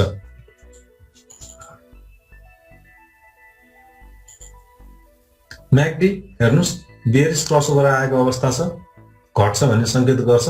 आरएसआई 50 न्युट्रल जोनमा छ, एमएफआई 34, एमएफआई भोल्युम कम भयो। हेर्नुहोस् त यहाँ जुन भोल्युमको बारहरू देखिराख्नु भएको छ 20 दिनको भोल्युमको बारलाई लिने हो भने यो कहाँसम्म आउँछ 20 दिन 17 18 19 20 यहाँसम्म आयो। यहाँसम्मको भोल्युमको बारलाई लिने हो भनेदेखि भोल्युम यहाँ हेर्नुहोस् एकदम हाई भोल्युम पनि आएको अवस्था थियो, तर नर्मल भन्दा अलिकति तल आइरहेको छ। त्यही कुरालाई रिफ्लेक्सन एमएफआईले भोल्युमको रिफ्लेक्सन कम देखाइदियो। आरएसआईको स्ट्रेन्थ 50 हुँदै गर्दा भोल्युमको स्ट्रेन्थ त्योभन्दा अझ पनि कम छ है भनेर भनेको। डिएमआई 23-18 एकदमै माइनर ट्रेन्डमा छ, कन्सोलिडेसनमा छ र त्यो ट्रेन्ड एकदम विक छ भनेर देखाइरहेको छ। हेर्नुहोस् त ट्यागलिङ भइरहेको छ, यहाँ ट्यागल भयो, यहाँ ट्याङ्गल भयो फेरि हैन। त्यसकारण एजीएक्सले पनि क्लियर इन्स्ट्रक्सन दिन सकिरहेको छैन। बुलिङ्गर ब्यान्डले पनि ब्यान्ड स्क्विज भएको देखाइरहेको छ। अहिले वेट एन्ड सी गर्ने बेला हो र अलिकति ब्यान्ड स्क्विज हुन दिनुस्। ब्यान्ड स्क्विज भएर ग्रीन क्यान्डलले ब्रेकआउट लियो भने मात्रै एग्रेसिभ ट्रेडरले काम गर्नु होला। अलिकति म लामो समयसम्म कुर्न सक्छु भन्ने ट्रेडरले चाहिँ स्क्विज नै भयो भने म लामो समय कुर्न सक्छु भन्ने खालको ट्रेडरको रणनीति छ भने बुलिङ्गर ब्यान्डको मिडल ब्यान्डमा सपोर्ट ग्रीन क्यान्डलले लिएको बेलामा त्यो प्याटर्न हेरेर गर्नु होला। जस्तो यहाँ डबल बटन प्याटर्न पनि डबल टप बटन डबल टपको प्याटर्न पनि यहाँ देखिरहेको छ। एम प्याटर्न यसलाई हामीले लाइनमा लगेर हेर्दाखेरि पनि हामीले देख्छौँ। यहाँ हेर्नुहोस् त यहाँ तर यो त माथि त्यति माथि गएको रहन्छ, क्यान्डल मात्र रहेछ, एम प्याटर्न होइन। जस्तो यहाँनिर एम प्याटर्न देखिन्छ, तल आयो, यो चाहिँ सिंगल प्याटर्न मात्रै हो। कहिलेकाहीँ क्यान्डलबाट झुक्यौँ भने हामी लाइनमा गएर पनि हेर्न सक्छौँ। ओके,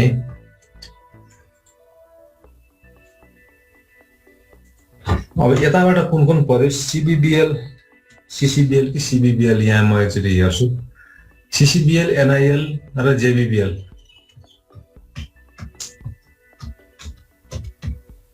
एनआइबिएल होइन, एनआई के थियो? एनआइएल, जेबिबिएल। अर्को एउटा लिन्छु। अहिले 3टा डबल डिजिटमा यति नै परेका रहेछन्। यति नै गर्दाखेरि पनि हाम्रो करिब करिब 43 जना साथीको त यसैमा एड्रेस हुन्छ। त्यसपछि अरूलाई अनलाइनरमा जाउँला है। सिसिबिएल,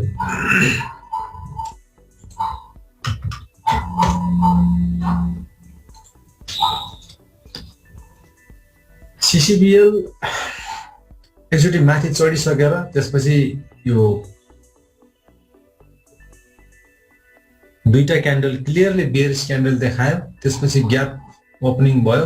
ग्याप ओपनिङ भएर बिस्तारै माथि चढ्न लागेको जस्तो देखिन्छ। यो चाहिँ अलिकति ट्रेड लिनको लागि वेट नै गर्नुपर्छ यसमा, किनकि यो फेरि माथि जान्छ तल आउँछ थाहा हुँदैन। कि त क्लियरली हामीलाई मिडल ब्यान्डले सपोर्ट दिनु पर्यो, कि भनेदेखि यो ब्रेकआउट लिएको बेलामा यस्तो खोज्नु पर्यो। जब तपाईँ बुलिङ्गर ब्यान्ड जुन चाहिँ एकदम बढी एकुरेसी भएको र फास्ट मुभिङ मध्यमा मानिन्छ, इन्डिकेटर मध्यमा, त्यसमा तपाईँले लङ टर्मको लागि हो भने तल यसरी ब्रेकआउट लिएपछि तल टच गरेर पेन्ट्रेट भएर ब्रेकआउट लिएपछि किन्नु होला। लङ टर्मको लागि हो भने यस्तो यस्तो लङ टर्म ट्रेडर पनि हुनसक्छ, 1 वर्षसम्म पुर्ने ट्रेडरहरू अथवा चाहिँ लङ टर्म इन्भेस्ट गर्छु भन्नेहरूलाई यस्तो प्याटर्न खोज्नु होला। ट्रेडरहरूले चाहिँ कि त यस्तो स्क्विज भएपछि ब्रेकआउटको प्याटर्न, जस्तो ब्रेकआउटकै प्याटर्न पनि कहिलेकाहीँ झुक्क्याउँछ है। जस्तो यहाँ ब्रेकआउट त भयो तर बियरिश क्यान्डलले ब्रेकआउट भएको थियो, यस्तो बेलामा लिने होइन। फेरि कि यस्तो यस्तो ग्रिन क्यान्डलले ब्रेकआउट भएको बेला लिनु पर्यो, जुन चाहिँ यो भयो भने फेरि भल छोप्ने मात्र हो। हेर्नुहोस्, 1 दिन 2 दिन 3 दिन गयो, 2 दिन गयो, त्यसपछि फेरि झर्न थालिहाल्यो। कि यस्तो ब्रेकआउट प्याटर्न खोज्नु होला, कि मिडल ब्यान्डमा ग्रिन क्यान्डलले सपोर्ट लिएको प्याटर्न खोज्नु होला ट्रेडरहरूले होइन। यो चाहिँ वेटै गर्नुपर्छ यसमा ट्रेड लिनको लागि, किनकि हामीले यहाँ फन्डामेन्टल हिसाबले एनालाइसिस गरिरहेका छैनौँ। टेक्निकल हिसाबले एनालाइसिस गर्दाखेरि जे देखिन्छ त्यही भन्ने हो है। तर ब्यान्ड चाहिँ वाइड भएको अवस्था छ। ब्यान्ड वाइड भएको बेलामा मात्रै मिडल ब्यान्डमा सपोर्ट लिएको बेलामा गर्ने हो। फेरि यहाँ ब्यान्ड क्लोज भएको, स्क्विज भएको छ। जस्तो हेर्नुहोस् त, यहाँ ब्यान्ड स्क्विज भएको छ तर यहाँ सपोर्ट त लिएको छ नि ग्रिन क्यान्डलले। यो ब्यान्ड स्क्विज भएको बेलामा फेरि त्यो गर्ने होइन। ब्यान्ड ओपन भएको बेलामा मिडल ब्यान्डलमा सपोर्ट, ब्यान्ड स्क्विज भएको बेलामा चाहिँ ब्रेकआउट। जस्तो यहाँ हेर्नुहोस्, यो ब्यान्ड थोरै वाइड त वाइड नै हो तर मोडरेटली वाइड भएको बेलामा यहाँ ब्रेकआउट लियो, यहाँनिर हामीले डिसिजन लिन सक्थ्यौँ।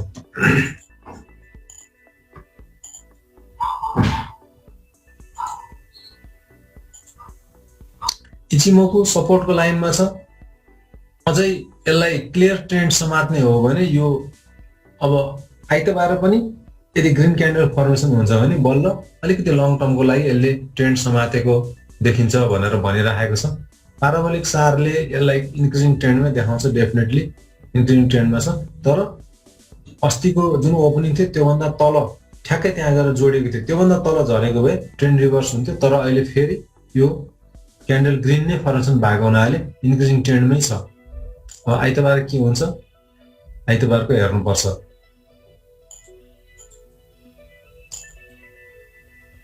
यो बुलिस लाइनमै छ तर बुलिस लाइन तल झर्न थालिसक्यो। 0 लाइन भन्दा प्राइस माथि छ, ट्रेडरको लागि ठिकै हो। तर बुलिस लाइन धेरै गइसकेको हुनाले र फास्ट मुभिङ इन्डिकेटर बुलिङ्गर ब्यान्डले वेट भनेको हुनाले अहिले हामीले वेट नै गर्छौँ। हेर्नुहोस् त, 66 झन्डै 67 को लेभलमा आरएसआई छ, एमएफआई 88 को लेभलमा छ। भोल्युम चाहिँ धेरै आएको हो। अब यो प्राइस घट्दै गर्दा भोल्युम किन बढी आयो? त्यहाँनिर हामीले हेर्नुहोस् त, यो प्राइस घटेको छ तर भोल्युम बढी आएको छ। मतलब यसको मतलब के हो? जसले यहाँ किनेका छन् उनीहरूले प्रफिट बुक गरेका हुन्। जब प्राइस क्यान्डल रेड भएको बेलामा, प्राइस घटेको बेलामा भोल्युम धेरै आउँछ, त्यो चाहिँ प्यानिक अथवा प्यानिक नभनौँ, प्रफिट बुकिङ अथवा कहिलेकाहीँ प्यानिक सेलिङ आएको हो भन्न सकिन्छ। जुन बेलामा क्यान्डल ग्रिन हुन्छ र भोल्युम धेरै आउँछ भने त्यतिखेर चाहिँ बाहिर हाबी भएको अथवा चाहिँ हाम्रो जस्तो चलखेल गर्ने देशमा चाहिँ आएको बात छैन, जतिमा आए पनि उठाइदिने। 10% बढ्ने त हो एक दिनमा, 10% उठाएर म किनिदिन्छु भनेर आएको जति सबै किनिदियो भने के हुन्छ, भोल्युम त बढ्छ होइन। त्यस्तो भनेर बुझ्नुपर्छ। त्यसकारण कहिलेकाहीँ चलखेल हुने हाम्रो जस्तो देशमा टेक्निकल एनालाइसिसलाई पनि चलखेल भएको छ कि छैन भने एनालाइसिस गर्नुपर्ने हुन्छ, जुन कि तपाईँलाई वर्ल्डको कुनै पनि अरू कन्ट्रीहरूमा त्यस्तो हुँदैन है। तर हाम्रो देशमा छ त्यो चलखेल, यथार्थ हो। यथार्थ भएको हुनाले हामीले पनि सतर्क हुनै पर्यो, नत्र खालि रेखालाई मात्रै फलो गर्यो भने त्यसले रेखाले हामीलाई फसाइदिन्छ लगेर फेरि। त्यसकारण 66, 88 के भयो 88 भोल्युम धेरै आइरहेको छ। डिएमआई इन्क्रिजिङ डिएमआई 25, यो 14 भनेपछि डिएमआई चाहिँ क्लियर इन्क्रिजिङ ट्रेन्डमै छ र त्यसको स्ट्रेन्थ पनि राम्रै छ। 32 भनेको राम्रै स्ट्रेन्थ लिएर अगाडि गएको छ, एडिएक्सले त्यो भनिरहेको छ। तर अब यसलाई मोरल अफ द स्टोरी के त कन्क्लुड गर्नु पर्दाखेरि हामी स्विङ ट्रेडिङ मात्रै गर्ने, फास्ट ट्रेडिङ गर्ने। फास्ट ट्रेडिङ गरेको हुनाले हामी धेरै वेटेज बुलिङ्गर ब्यान्डलाई दिन्छौँ। बुलिङ्गर ब्यान्डलाई भन्दाखेरि मिडल ब्यान्डसम्म यो करिब 200 कतिमा आइरहेको छ। सिसिबिएल अहिलेको चलिरहेको छ 269 छ। 250-55 को रेन्जमा नआइकन चाहिँ नकिन्नु होला, त्यहाँनिर आएर सपोर्ट लिएपछि मात्रै किन्नु होला, नत्र यो तल जाने माथि चाहिँ थाहा हुँदैन, अनिर्णयको अवस्था छ, भन्न नसकिने अवस्था छ भनेर देखाउँछ। अर्को कुन कम्पनी परेको थियो, एनआइएल जस्तो लाग्छ। एनआइएलमा जाम।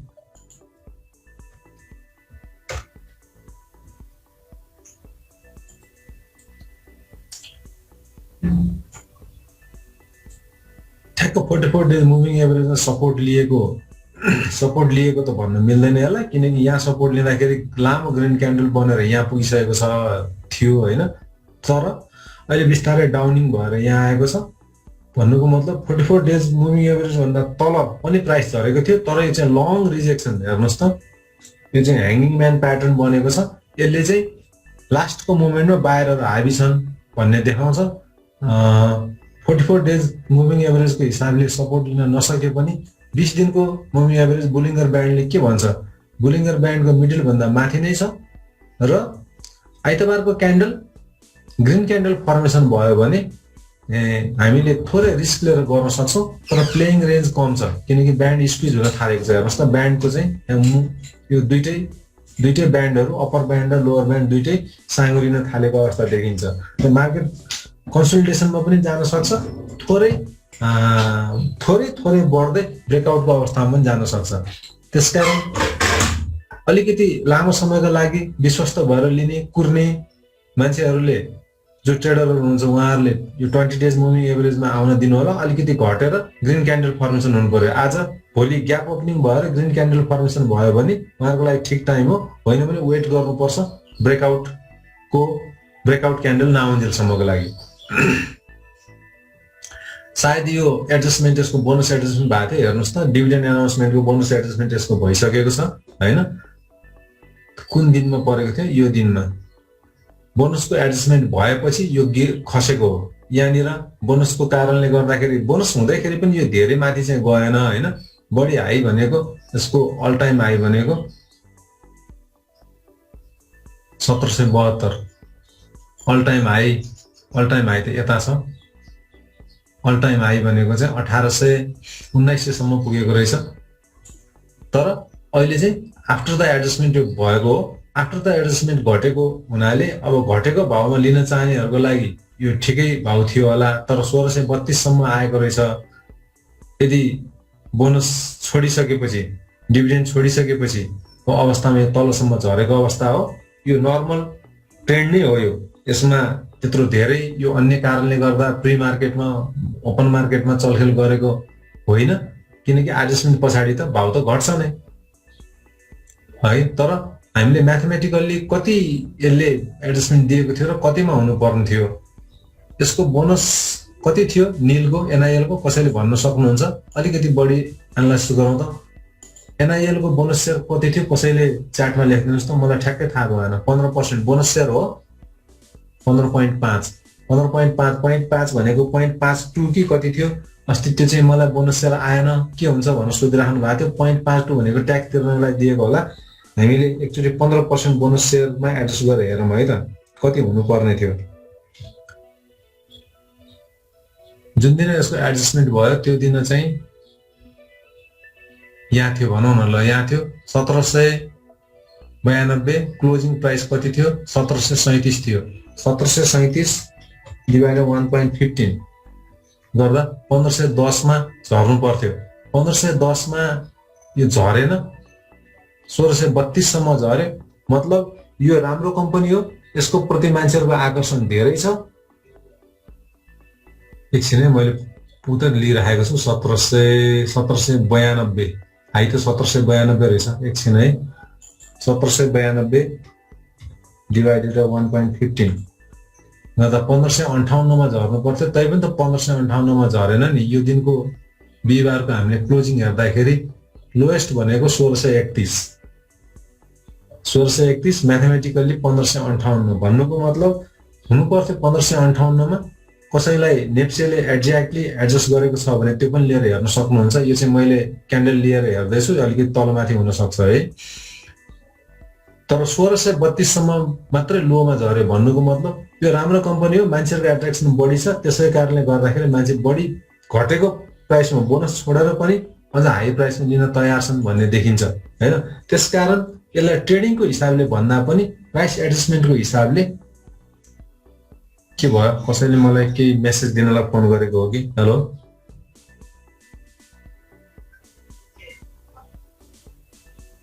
नीलको एडजस्टमेन्ट भएको छैन हो तर यहाँ त एडजस्टमेन्ट देखायो नि त डिभिडेन्ड अनाउन्समेन्ट भनेर भने एकैछिन ल यहाँ एकजना साथीले के भन्नु भने नीलको एडजस्टमेन्ट भएकै छैन भनेर भन्नुभयो यदि एडजस्टमेन्ट भएकै छैन भने चाहिँ हामीले बुक क्लोज भएको छैन भन्नुभयो यहाँ एनाउन्समेन्ट मात्रै भयो एकछिन है एजिएम डिभिडेन्ड एनाउन्समेन्ट एजिएम भएकै छैन बुक क्लोज भएकै छैन भन्नुभयो है एकजना साथीले त्यस्तो हो भने चाहिँ हामीले कहिलेकाहीँ यो धेरै उनीहरू गर्नु हुँदैन है यहाँ नेपाली पैसामा जाउँ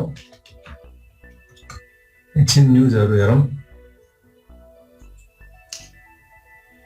यहाँ एनआइएल खोजौँ एनआइएल को इन्सुरेन्स को यहाँ न्युजहरू के भयो किन के भयो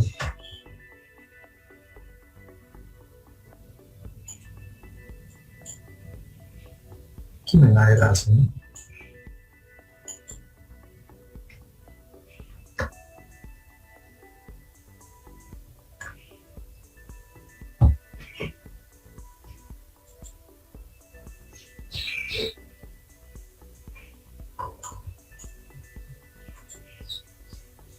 तेरी कहाँ जान्छ हो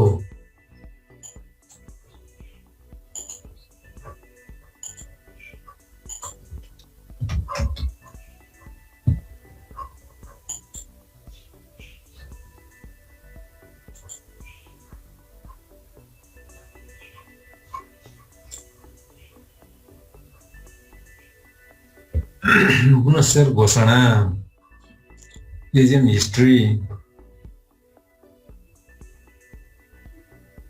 बुक क्लोजर 4/6/2020 जुन 4 मा मात्र रहेछ है यसको बुक क्लोज डेट चाहिँ त्यसकारण अब अहिले चाहिँ बोनस एनाउन्स चाहिँ भयो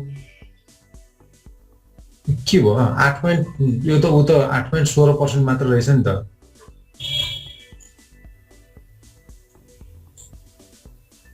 चौबीसौं एजिएम डेट चाहिँ के हो हैन यो त 75-76 को रहेछ यसको एनाउन्स नै भएको छैन के भएको हो एकैछिन है यो त 75-76 को अघिल्लो वर्षको हो नेको इन्सुरेन्सको बोनस सेयर घोषणा एकैछिन यो सबभन्दा लेटेस्ट भनेको यही छ नाफाबाट 15.5 बोनस सेयर कर तिर्न 82% 15.5 नेट रहेछ हैन 75-76 क्याश डिभिडेन्ड यति भयो यसको उनै घोषणै भएको छैन प्रस्ताव मात्रै गरिएको 2/78/29 मा बसेको सञ्चालक समितिले निर्णय गरेको रहेछ त्यसकारण यो मुभमेन्टकै स्टेजमा छ भनेर बुझ्नु पर्यो हामीले है यसमा बोनस सेयर एनाउन्स मात्रै भएको हो बुक क्लोज भएको छैन अब एनाउन्स हुँदै जाँदाखेरि जस्तो अब यो कतिमा किन्ने कतिमा बेच्ने एज कतिसम्म गएको थियो एनाउन्स घोषणा हुँदाखेरि मानिलिउँ यो बोनस घोषणा भइसकेपछि यहाँ बोनस घोषणा भयो त्यसपछि यो यति माथिसम्म गयो भनेपछि मार्केटले कति रेस्पोन्स दियो 1715 हाइजेस्ट भएको थियो त्यसपछि को 15 भनेको 1792 माइनस 15 1792 माइनस 1715 गर्दा तपाईलाई 77 रुपैयाँको हाइक दियो त्यो भनेको 1792 को तुलनामा 1715 को तुलनामा कति पर्सेन्ट थियो 4% 5% मात्रै उसले हाइक दियो तर बोनस त कति डिक्लेयर भएको छ 15.5% 15.5 भनेपछि त्यही रेन्जमा आएर फर्केर आयो यदि बोनस खान चाहनुहुन्छ तपाईलाई यो रेटमा ठिक लाग्छ तपाईको real rate of return justified हुन्छ भने अहिले घटेको बेलामा जसले यहाँ घट्यो त्यहाँनिर घटाइएर नै कारोबार गर्न खोजेको जस्तो देखियो तर यो लामो प्राइस रिजेक्सनले गर्दाखेरि मान्छेहरूको यसप्रतिको एट्र्याक्सन चाहिँ बढेरै गइरहेको छ हैन अब तपाईले यहाँनिर हेर्दाखेरि 1695 मा क्लोज भएको छ 1695 को हाराहारीमा खुल्यो 1695 को हाराहारीमा यदि यो खुल्छ र यसले मलाई 1.15 दिन्छ 1.155 दिन्छ भने यदि यसैमा स्टेबल भएर बस्यो भने आजको डेटको स्टेबल भएर बस्यो भने 1467 मल्टिप्लाइड बाइ 0.155 मैले त्यो बोनस सेयर बेचे भने मेरो हातमा 227 रुपैयाँ आउँछ डिभाइड बाइ 1695 भनेको लगभग 13% चाहिँ यदि पर्न सक्छ यदि 1695 मा बुक क्लोज भन्दा पहिला स्टेबल भयो भने त्यो त कसैले पनि भन्न सक्दैन त्यो माथि जान्छ कि तल जान्छ तर आजको मेरो लगानीको हिसाबले गर्ने हो भने चाहिँ र यही रेन्जमा बस्यो भने घटेको प्राइसमा बेच्दा पनि मैले 13% चाहिँ नि बोनस सेयर बेचेर अर्निङ गर्न सक्छु र 13% बोनस सेयर बेचेर मैले अर्निङ गर्न सक्छु र बोनस पचाउन सक्छु भन्ने हो भने बोनस पचाउने स्ट्र्याटेजीको लागि चाहिँ यो ठिक अवस्थामा देखियो एक वर्षमा हामीले कुर्न पनि सक्छौं र बोनस पचाउने स्ट्र्याटेजीको लागि अहिलेको घटेको प्राइसमा अस्ति घटेको प्राइसमा लिन सक्नेले राम्रै गरे 1633 वर्सेस 1695 पुग्यो तर अहिले पनि नराम्रो छैन त्यसकारण आइतबार तपाईं बोनस पचाउने स्ट्र्याटेजीमा जानुहुन्छ भने चाहिँ यो ठिक देखिन आयो है मेरो हिसाबले चाहिँ बोनस पचाउने स्ट्र्याटेजी एक वर्ष कुरेपछि एक वर्ष भित्रमा प्राइस आफ्नो लेभलमा आयो भने फाइन ठिक छ भएन भने नाफा घाटा जे हुन्छ एक वर्ष पछाडी र्याप अप गर्ने तर एक वर्ष आरामले कुर्न सक्ने स्ट्र्याटेजी भएको ट्रेडरको लागि यो ठिक देखियो तर यसको नेकोको मैले बोनस एनाउन्समेन्ट हुनुभन्दा अगाडिको दिनको हेरेको थिएँ है यो त्यहाँ चाहिँ अगाडिको 2 दिन ठ्याक्कै प्राइस चाहिँ बढाइएको देखिएको थियो कि त्यहाँ अलिकति इनसाइडर ट्रेडिङ भएको हो कि जस्तो आशंका पनि देखिन्छ जस्तो त्यो बोनसको घोषणा कुन मितिमा गरे मैले अस्ति यसको चेक गरेको थिएँ तर आज क्यान्डल फर्मेसन फरक भइरहेको छ मैले के देखेको थिएँ भने बोनस डिक्लेयर हुनुभन्दा अगाडि नै 2 दिन अगाडि लामो ग्रीन क्यान्डलहरु फर्मेसन भएको देखिन्छ अर्थात सूचना पहिले नै लिक भएर किन्ने मान्छेले किनिसकेर अनि त्यसपछि बोनस डिक्लेयर भएको हो कि जस्तो देखिन्छ तर यहाँ एनाउन्समेन्ट हेर्दाखेरि यो अब प्लेसमेन्ट डेट ठिक छ कि छैन यहाँ राखेको यो चाहिँ अब हेर्नै पर्छ हैन जस्तो यहाँ हेर्नु भयो भने यो दिन घोषणा भएको भने यो 2 दिन त फेरि माथि पुगिसकेको छ नि त घोषणा यहाँ भयो तर यहाँ माथि यो त फेरि बढेर माथिसम्म पुगेको छ भलै माथिसम्म पुर्याएर डाउन भएर बन्द भयो तर प्राइस त माथि गएको छ एउटा पोइन्टमा त तर मैले ग्रीन क्यान्डल अब्जर्भ गरेको जस्तो लाग्छ म कन्फ्युज भएँ अहिले त्यसकारण तर जे भए पनि एक वर्षसम्म कुर्ने अवस्थामा हेरिन्छ भने यो प्राइस ठिक देखिन्छ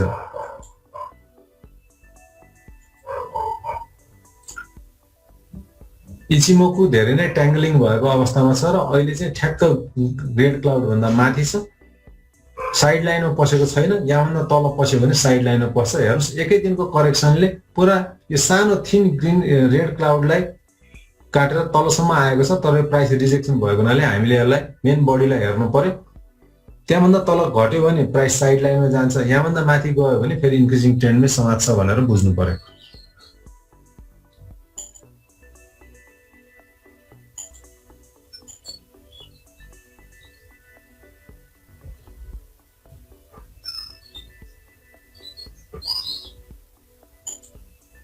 पाराबोलिक सारले पनि यदि यो घटेकै भएदेखि रिभर्स ट्रेन्ड रिभर्स हुने सम्भावना थियो तर अहिलेसम्म चाहिँ विकली एकदम कमजोरै हिसाबले भए पनि ट्रेन्ड चाहिँ इन्क्रिजिङ ट्रेन्डमा छ भनेर देखायो। म्याकडी हिस्टोग्राम बुलिस नै छ अहिलेसम्म। आरएसआई 56-66 एमएफआई, डिएमआई 14 र 29 भनेपछि क्लियरिङ इन्क्रिजिङ ट्रेन्डमै छ र एडिएक्स को पावर चाहिँ अलिक कम छ है, जुन ट्रेन्डको पावर चाहिँ अलिकति कम छ भनेर भनिराखेको छ। एडिएक्सले जहिले पनि 14 दिनको मुभिङ एभरेजको हिसाबले लिने भएको हुनाले आरएसआई, एडिएक्स, एमएफआईहरूको वेभलेन्थ चाहिँ यिनीहरूले गर्ने इन्डिकेसनहरूसँग मिल्छ र भोल्युम पनि यसमा राम्रै आइरहेको देखिन्छ, किनकि एमएफआईले 66 प्राइस भन्दा एमएफआई माथि छ, मतलब प्राइसको तुलनामा भोल्युमको सपोर्ट बढी छ भनेर भनेको हो।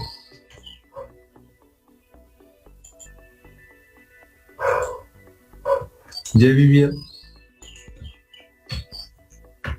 फन्डामेन्टली राम्रो भएको विकास ब्याङ्क तर डिफेन्सिभ कम्पनी। अहिले चाहिँ अब फाइनान्स कम्पनी विकास ब्याङ्कहरूमा पनि जहाँनिर चाहिँ अलिकति सस्तो सेयर छ र जहाँ जसको चाहिँ मार्केट क्याप अलिकति सानो छ त्यतातिर हाम्रो खेलाडी वर्गले चाहिँ आँखा लगाउन थालेको, ट्रेडरहरूको वर्गले आँखा लगाउन थालेको देखिन्छ हैन, र यो पनि त्यही मध्येको एउटा कम्पनीमा पर्छ। हेर्नुस् त 44 डेजको मुभिङ एभरेज भन्दा धेरै माथि गइसकेको छ अवस्था। बुलिङ्गर ब्यान्डले पनि त्यही नै देखाउँछ। फर्स्ट यहाँ ब्रेकआउट क्यान्डल लियो, हेर्नुस् स्क्विज भयो, यहाँ ब्यान्ड स्क्विज भयो, ब्यान्ड स्क्विज भएर फर्स्ट ब्रेक क्यान्डल ग्रीन क्यान्डलले ब्रेक गर्नुपर्छ। यो क्यान्डल 13 मेको क्यान्डलले यो माथि जान्छ भन्ने देखाए र यहाँनिर अब यो ब्रेक क्यान्डल फर्मेसन भएपछि हामीले यतातिर यो क्यान्डलको बेलामा पोजिसन लियौँ भने यो राम्रो क्लियर मार्जिन छोपिसकेको अवस्था छ र फेरि ब्यान्ड ओपन भयो र ब्यान्ड ओपन भएर पनि आफ्नो भोल्टालिटी रेन्जभित्र, आफ्नो नर्मल रेन्जभित्र पसिसक्यो। त्यसकारण यहाँ चाहिँ अब अहिले आएर म ट्रेड गरेर नाफा लिन सक्छु भन्ने हिसाबले चाहिँ तत्कालै त्यो सम्भव हुन्छ जस्तो देखिँदैन। यदि यसलाई नर्मल ट्रेन्डमा कारोबार भइरहेको छ भने, चलखेल भएको छ, पम्प एन्ड डम्प भएको छ भने यो इन्डिकेटरले काम गर्दैन।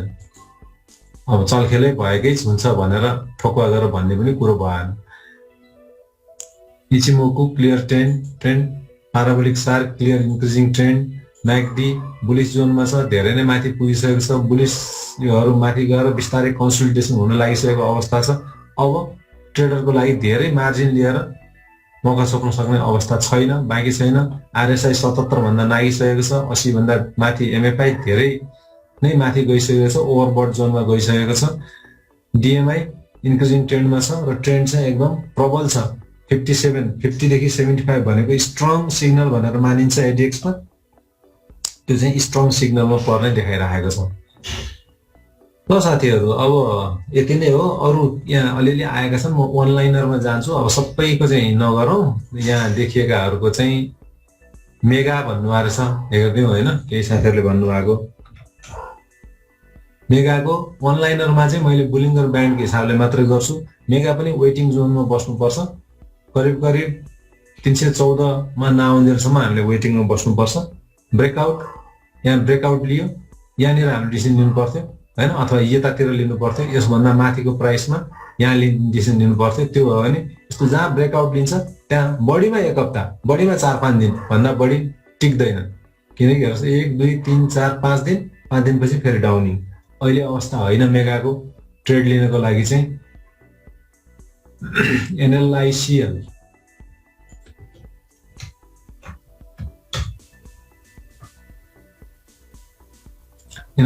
पनि सेम अवस्था देखिन्छ, तर एडजस्टमेन्ट आएको छ। के हो एडजस्टमेन्ट? एकैछिन है, अक्सनको क्लोज भएको रहेछ। अक्सनको क्लोजले सेकेन्डरी मार्केटमा खासै फरक पार्दैन। यो के हो? अक्सन ओपन, अक्सन क्लोज, त्यसले खासै फरक पार्दैन। सिआइटी चाहिँ यदि तपाईँलाई यो प्राइस मनपर्छ भने, मैले पनि वाच गरिराखेको हुनाले मलाई थाहा छ, यो चाहिँ एकदम लोएस्ट जोनमा छ, तर ब्यान्ड स्क्विज भइरहेको अवस्था छ र केही 3504 सम्ममा अक्सनमा पार्ने मान्छेहरूले अहिले पनि प्रफिटमै छन् होइन, तर बिचमा अलिकति मुभमेन्ट आउन थालेको थियो र अहिले यसले अब कति, यसको 82% कति होइन, राइट सेयर एनाउन्स पछाडि पनि यसको अलिकति स्ट्रेन्थ घटेको हो। तर लङ टर्म तपाईँहरू होल्ड गर्छु र यो प्राइस मनपर्छ प्राइस त महँगो हो 4100 4200 होइन, तर यो टेस्ट मनपर्छ, प्राइस मनपर्छ, तपाईँ यसको रुचाउनुहुन्छ यो सेयरलाई भने अलिकति लङ टर्म होल्ड गरेर किन्न सक्ने बेला यही हो। यो 3700 सम्म झरेको थियो होइन, जुन बेलामा 3700 झरेको थियो, किन 3700 को रेन्ज देखाउँदैन यसले? 3700 मा पनि झरेको छ नि यो एउटा पोइन्टमा, 3992 सम्म चाहिँ देखायो, अनएडजस्टेड मा देखाउँछ कि एकैछिनै देखाउँदैन, 3700 समथिङमा नि झरेको छ यो एक पोइन्टमा। कसैले केही भन्न फोन गर्नु भएको हो? हजुर केही हो? डेट के भयो यसमा? सिआइटी को मा यो एकैछिन है, हो डेट चाहिँ 18 अप्रिल पो देखाइराखेको छ, यो त मिलेन नि। सिआइटी को चाहिँ नेपाली पैसामा यो अलिकति डेटाहरू स्क्रैम्बल भइराखेको देख्छु है मैले। यो पहिला पनि हामीले दिइसकेको हो यसको जानकारी, अब धेरै साथीहरूले यसको फिडब्याक पनि दिनुभएको छ। 18 अप्रिल होइन, योभन्दा पछाडि कारोबार भएको छ। मैले एकछिन यसलाई छोडेँ र म मेरो लगानीको साइटमा गएँ है, सिआइटी को लागि चाहिँ।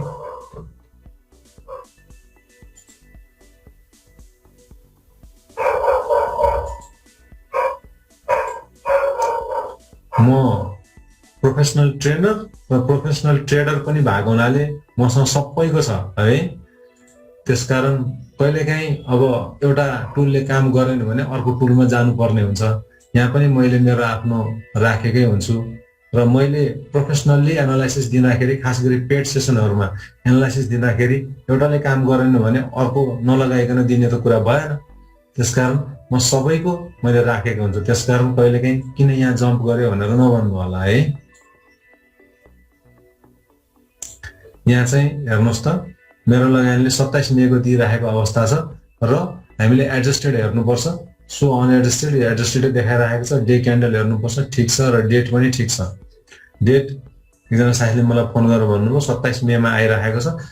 हेर्नुहोस्, अब यसलाई तपाईँले हेर्नुभयो भने आफ्टर द एडजस्टमेन्ट यो 3700 सम्म पनि झरेको अवस्था थियो। मैले भनेको थिएँ 2100 यही बेलामा पनि 3700 सम्म झरेको अवस्था, 2800। किन यो अहिले 2700 हो यसको प्राइस? कति चलिरहेको छ र यो फेरि प्राइस के? यो होइन, यहाँ सिआइटी हुनु पर्यो। म के गरिरहेको छु? सिआइटी डे एडजस्टेड, ल ठिक छ। अब अघि त्यहाँ फरवर्ड भइरहेको रहेछ, मैले कम्पनी चेन्ज गर्न बिर्सेँ। यहाँनिर हेर्ने हो भने 3960 सम्म पनि झरेको अवस्था देखिन्छ है। त्यसपछि यहाँ हेर्दाखेरि 3800 3700 सम्म एज लो एज 3698 3700 सम्म झरेको अवस्था देखिन्छ। यही पोइन्टलाई भनेको मैले। र अहिले तपाईँले हेर्नुहुन्छ भनेदेखि चाहिँ ठ्याक्कै मिडल ब्यान्डमा आएर दोजी क्यान्डल फर्मेसन भएको छ। दोजी हुँदाखेरि एकदमै सर्ट मुभमेन्टको लागि चाहिँ नि हामीले वेट गर्नुपर्छ। आइतबारको एउटा क्यान्डल कुरेर ठ्याक्कै अहिले चाहिँ ट्रेडरहरूले मार्जिन लिन सक्ने अवस्थामा आएर बसेको देखिन्छ। र यो 39 झन्डै 4000 को रेन्जमा आउँदाखेरि राम्रो, भएन भने अहिले पनि 4003 कै रेन्जमा आएर बसिरहेको छ प्राइस। र 4003 अब यसको 20 डेजको मुभिङ एभरेज हेर्दा त 3970 को आसपासमा आउनु पर्ने हो। तर भएन भने पनि 30 रुपियाँमा यति ठुलो प्राइस भएकोलाई हामीले 30 रुपियाँको जोखिम लिन सक्छौँ। र यो हेर्दाखेरि 4003 भर्सेस तपाईँलाई बुलिङ्गर ब्यान्ड स्क्विज भएर ब्रेकआउट लियो। यहाँ हेर्नुहोस्, ब्रेकआउट लिएपछि यसले अलिकति माथि गयो, तर महँगो स्क्रिप्ट भएको हुनाले यो तल झरेको अवस्था छ। 4003 को रेन्जमा लिँदाखेरि पनि 4142 जतिको रेन्ज, भोलेटालिटीको रेन्ज दिइराखेको छ यसले। 4200 माइनस 4103 97 रुपियाँ होला। के हुन्छ? 4200 माइनस 4103 भने 97 रुपियाँ हुन्छ, डिभाइडेड बाई 4103। ट्रेडरहरूको लागि 2-3% प्रफिट लिएर काम गर्न सक्ने ठाउँ छ। हुन त 2-3% कम हो फेरि होइन, हामीले 5% भन्दा तल प्रफिट टार्गेट राख्नु हुँदैन। तर अहिले सर्टन थोरै मार्जिन लिएर कारोबार गर्छु भन्ने मान्छेहरूको लागि चाहिँ सिआइटी ठिकै देखिन्छ। अरूले के भन्छ हेर है। सुपर ट्रेन्ड, यहाँ मैले फेरि सुपर ट्रेन्डहरू लगाएको रहेछु।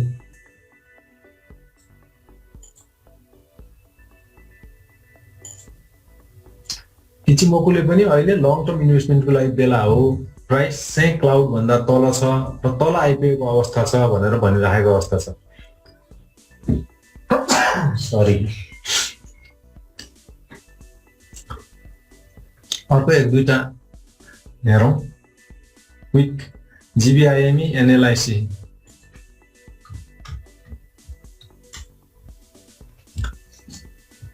जीबीआईएमई 27 मे डे क्यान्डल वेटिङकै जोनमा गएको देखिन्छ, ब्रेकआउट लिएर माथि गयो, त्यसपछि तल छ। अहिले मुभमेन्ट गर्ने बेला होइन र एक हिसाबले हेर्ने भने स्क्विजमै छ। यति धेरै ब्यान्ड वाइड हुने कम्पनीमा अहिले ब्यान्ड स्क्विजमै भइरहेको छ। लङ टर्म हेर्दाखेरि कन्सल्टेसनकै अवस्थामा छ भन्ने देखिन्छ।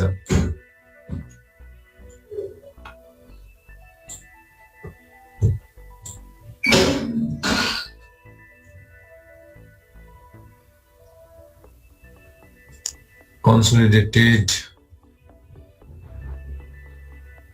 जीबीआईबी मलाई पनि अलिकति इन्ट्रेस्ट भएको।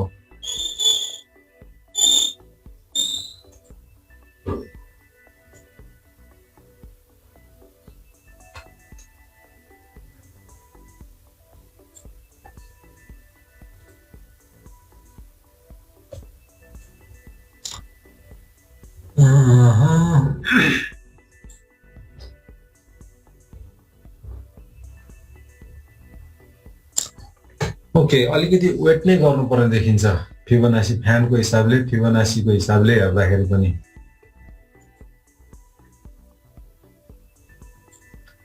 र सर्ट टर्म फिबोनाची हेर्ने हो भने चाहिँ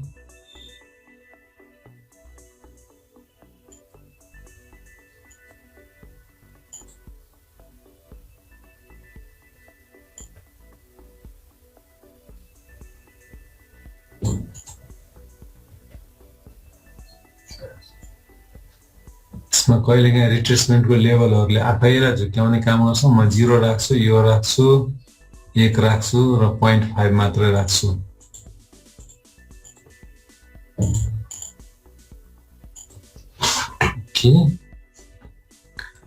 भनेपछि 0.5 मा आएर सपोर्ट लिएर प्राइस रिजेक्सन भएर अगाडि गएको देखिन्छ। फिबोनाचीको हिसाबले चाहिँ थोरै मोमेन्टममा बढ्नै सक्छ कि रिट्रेसमेन्टको लेभल चाहिँ झर्यो भनेदेखि चाहिँ 430 को लेभलसम्म झर्न सक्छ। त्यसपछि चाहिँ उकालो लाग्नुपर्छ भन्छ, तर यति सर्ट मुभमेन्टमा त्यति धेरै रिस्की डिसिजन गर्नु हुँदैन।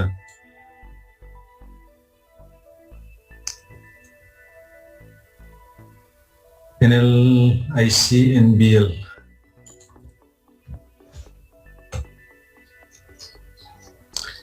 एनएलआईसी पनि अहिले ट्रेड लिन सक्ने जोनमा त देखिन्छ, तर मार्जिन चाहिँ धेरै छैन। ब्यान्ड मोडरेट मात्र ओपन छ। 2995 भर्सेस 2100। 2900 रुपियाँको कुरामा 100 रुपियाँ पनि मार्जिन छैन यहाँ। 2165 भनेपछि 65 झन्डै 60-65 रुपियाँ मात्रै मार्जिन छ, पुग्दैन होला। 65 डिभाइडेड बाई 21 2095 3% जति मात्रै मार्जिन छ। तर 3% मार्जिनमा एकदमै सर्ट टर्म कारोबार गर्छु स्टप लस राखेर भन्ने हो भने यो पनि नराम्रो चाहिँ छैन। कहाँ थियौँ? NBL SIC. अब यसरी सबै त गर्न नसकिएला है। फेरि जहाँनिर गएर कट अफ प्राइस हुन्छ अनि त्यहाँनिर साथीहरूलाई गएर फेरि चित्त दुख्छ। ल मेरोमा ठ्याक्क आएपछि चाहिँ सरले गरेन भन्ने हुन्छ नि, त्यो नभन्नु होला। ओके, एनबीएल पनि ठ्याक्क 20 डेजको उसमा मिडल ब्यानर सपोर्ट लिएर बढेको छ, तर अब यति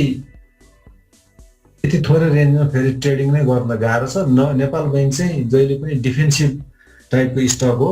लङ टर्मको लागि लिनुहुन्छ भने ठिक छ। यसको अल टाइम लो भनेको यसको 400 सम्ममा झरेको थियो, अहिले तपाईँको 438 छ। 38 रुपियाँ मात्रै मार्जिन यो तपाईँले लुज गर्नु भएको छ अहिलेसम्म।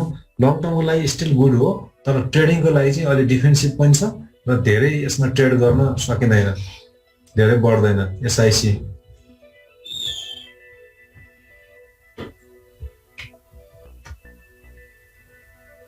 आज साथीहरूले डिसिप्लिन हिसाबले यहाँ गरिदिनु भएको हुनाले अब मैले अलि धेरै लिइदिएको, कहिलेकाहीँ चाहिँ यहाँ धेरै म्यानुपुलेटेड आउने, अनि त्यसपछि चाहिँ यो म्यानुपुलेटेड स्टकमा त के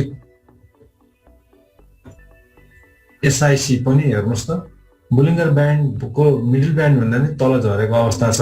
अलिकति लामो समय कुर्ने 6 महिना जति कुर्न सक्ने साथीहरूलाई राम्रै अपर्च्युनिटी हुनसक्छ। कि लङ टर्मको हिसाबले लिन्छु भन्नुहुन्छ भने सगरमाथा इन्सुरेन्स होइन, यसको पनि त बोनस सेयर डिक्लेयर भइसक्यो होइन।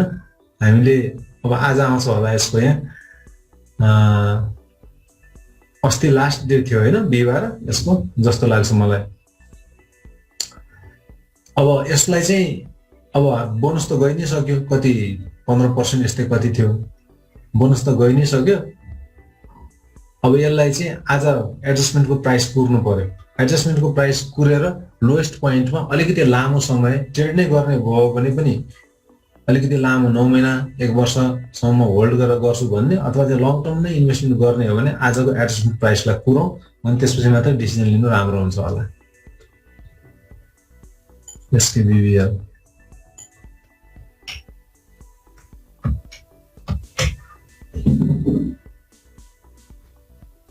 यो किन एडजस्टमेन्ट छैन, तर किन यत्रो ग्याप ओपनिङ भयो? यो प्राइस त स्क्विज भएको हो थाहा छ, ब्यान्ड त स्क्विज भएको हो थाहा छ, यसको के न्युज छ? धेरै नै ग्याप ओपनिङ भयो नि यो त। यसको ओपनिङ भनेको 1639, यसको क्लोजिङ भनेको 1710, 1639, 1710, 1710 के हो 1710 माइनस 1639, 71 रुपियाँ डिभाइडेड बाई 1710 भनेको ठ्याक्कै 4%मा यो प्री ओपनिङको खेल हो। यो प्री ओपनिङमा 4% घटाएर ओपनिङ गरिएको रहेछ, अनि ओपनिङ गरेर अझ तलसम्म पनि गएछ। सायद अलिकति प्यानिक आउन खोजेको हो कि जस्तो पनि देखियो, तर लास्टमा चाहिँ फेरि बाहिर हाबी भएर माथि गएको छ। बुलिङ्गर ब्यान्डको लोवर ब्यान्डमा आएर टच भएको छ। हुन त यो मोडरेटली यो वाइड भएको ठाउँमा, स्क्विज भइरहेको ठाउँमा लोवर ब्यान्डलाई हेर्न मिल्दैन। त्यस्तो बेलामा हेर्ने भनेको चाहिँ अलिकति ब्यान्ड वाइड भएको बेलामा यस्तो बेलामा हेर्ने हो। यहाँ चाहिँ ब्यान्ड चाहिँ स्क्विज भइरहेको देखिन्छ, तर अलिकति लामो समयलाई हेर्ने हो भने यो पनि नराम्रो चाहिँ छैन। यो लघुवित्त हो नि त, अस्ति लघुवित्तको झट्का 4% प्री ओपनिङमै गयो, नेपाल राष्ट्र बैङ्कको पोलिसीको झट्का हो यो। तर फेरि रिकभर भएर माथि गइसकेको छ। अब लघुवित्तमै म होल्ड गरेर बस्छु लामो समयसम्म, एनआरबीको पोलिसीले धेरै झट्का लाग्दैन, अथवा यो सम्हालिएर यो सेक्टर फेरि माथि आउँछ, फेरि यसमा आकर्षण बढी छ भन्ने तपाईँको ठम्याइ एनालाइसिस छ भने अहिले यही बेला हो किन्ने, किनकि ठिक बेलामा छ। होइन अब यसले अलिकति झट्का लाग्छ, अलिकति लामै समयसम्म आउँछ होला, रिपल आउँछ होला भन्ने तपाईँलाई लाग्छ भने चाहिँ तपाईँ यसबाट टाढै बस्नु नै ठिक हुन्छ है। अब तपाईँको एनालाइसिस के हो आफूलाई हेर्ने गरी गर्नु होला, किनकि अस्ति लघुवित्तको एनआरबीको पोलिसीको झट्का हो। तर मलाई चाहिँ केही समय धेरै लामो चाहिँ होइन, यसमा ओभर प्राइसहरू भइसकेको छ। यो सेक्टरहरू ट्रेडिङको लागि मात्रै ठिक छ, लामो समयको लागि होल्ड गर्नुलाई मलाई चाहिँ ठिक लाग्दैन। ट्रेडिङको लागि हो, ट्रेडिङको लागि तपाईँ म रिस्क लिएर गर्छु भन्नुहुन्छ भने ठिकै बेला हो। तर प्रपरली ट्रेडिङको लागि हो भने यो ब्यान्डभन्दा माथि जानुपर्छ। तर यो ब्यान्डभन्दा माथि जाँदाखेरि तपाईँलाई भोलिटालिटीको रेन्जले ब्यान्ड स्क्विज भएकोलाई तपाईँलाई ठाउँै दिँदैन।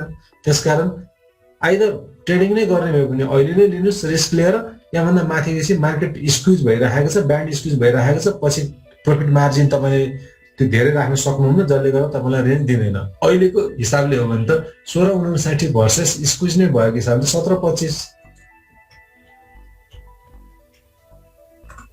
66 डिभाइडेड 1659।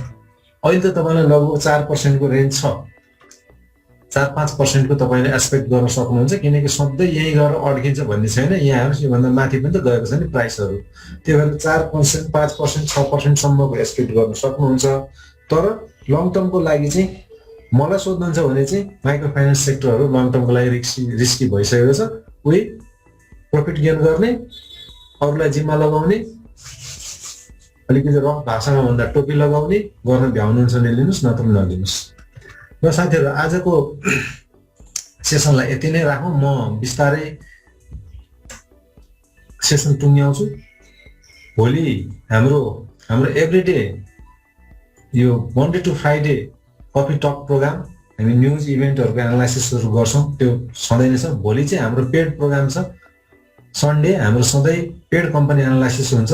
कम्पनी एनालाइसिस जस्तो आज तपाईँहरूको अन डिमान्ड तपाईँहरूले माग्नुभएको कम्पनीहरूको एनालाइसिस गरौँ, भोलि चाहिँ तपाईँहरूले मागेको होइन, तपाईँहरूले त के माग्नुहुन्छ, तर हामीले अस्ति बिहिबारसम्म मार्केटको चाल र अब आउने हप्ता ट्रेडरहरूले कुन कम्पनीमा फोकस गर्दाखेरि राम्रो हुन्छ भनेर हामीले देखेका 200वटा कम्पनीहरू, 200 भन्दा बढी कम्पनीहरू अघि भन्यो नि, नोइज फिल्टरिङ गर्ने, स्क्रिनिङ गर्ने, डाउन साइजिङ गरेर त्यसलाई ल्याएर 5वटा 10वटामा कसरी ल्याउने, त्यो काम तपाईँहरूको बिहाफमा अथवा ट्रेडर, हामी आफै पनि ट्रेडर हो, हाम्रो बिहाफमा हाम्रो लागि हामीले गरेका छौँ, त्यो तपाईँहरूलाई सेयर गर्ने हो।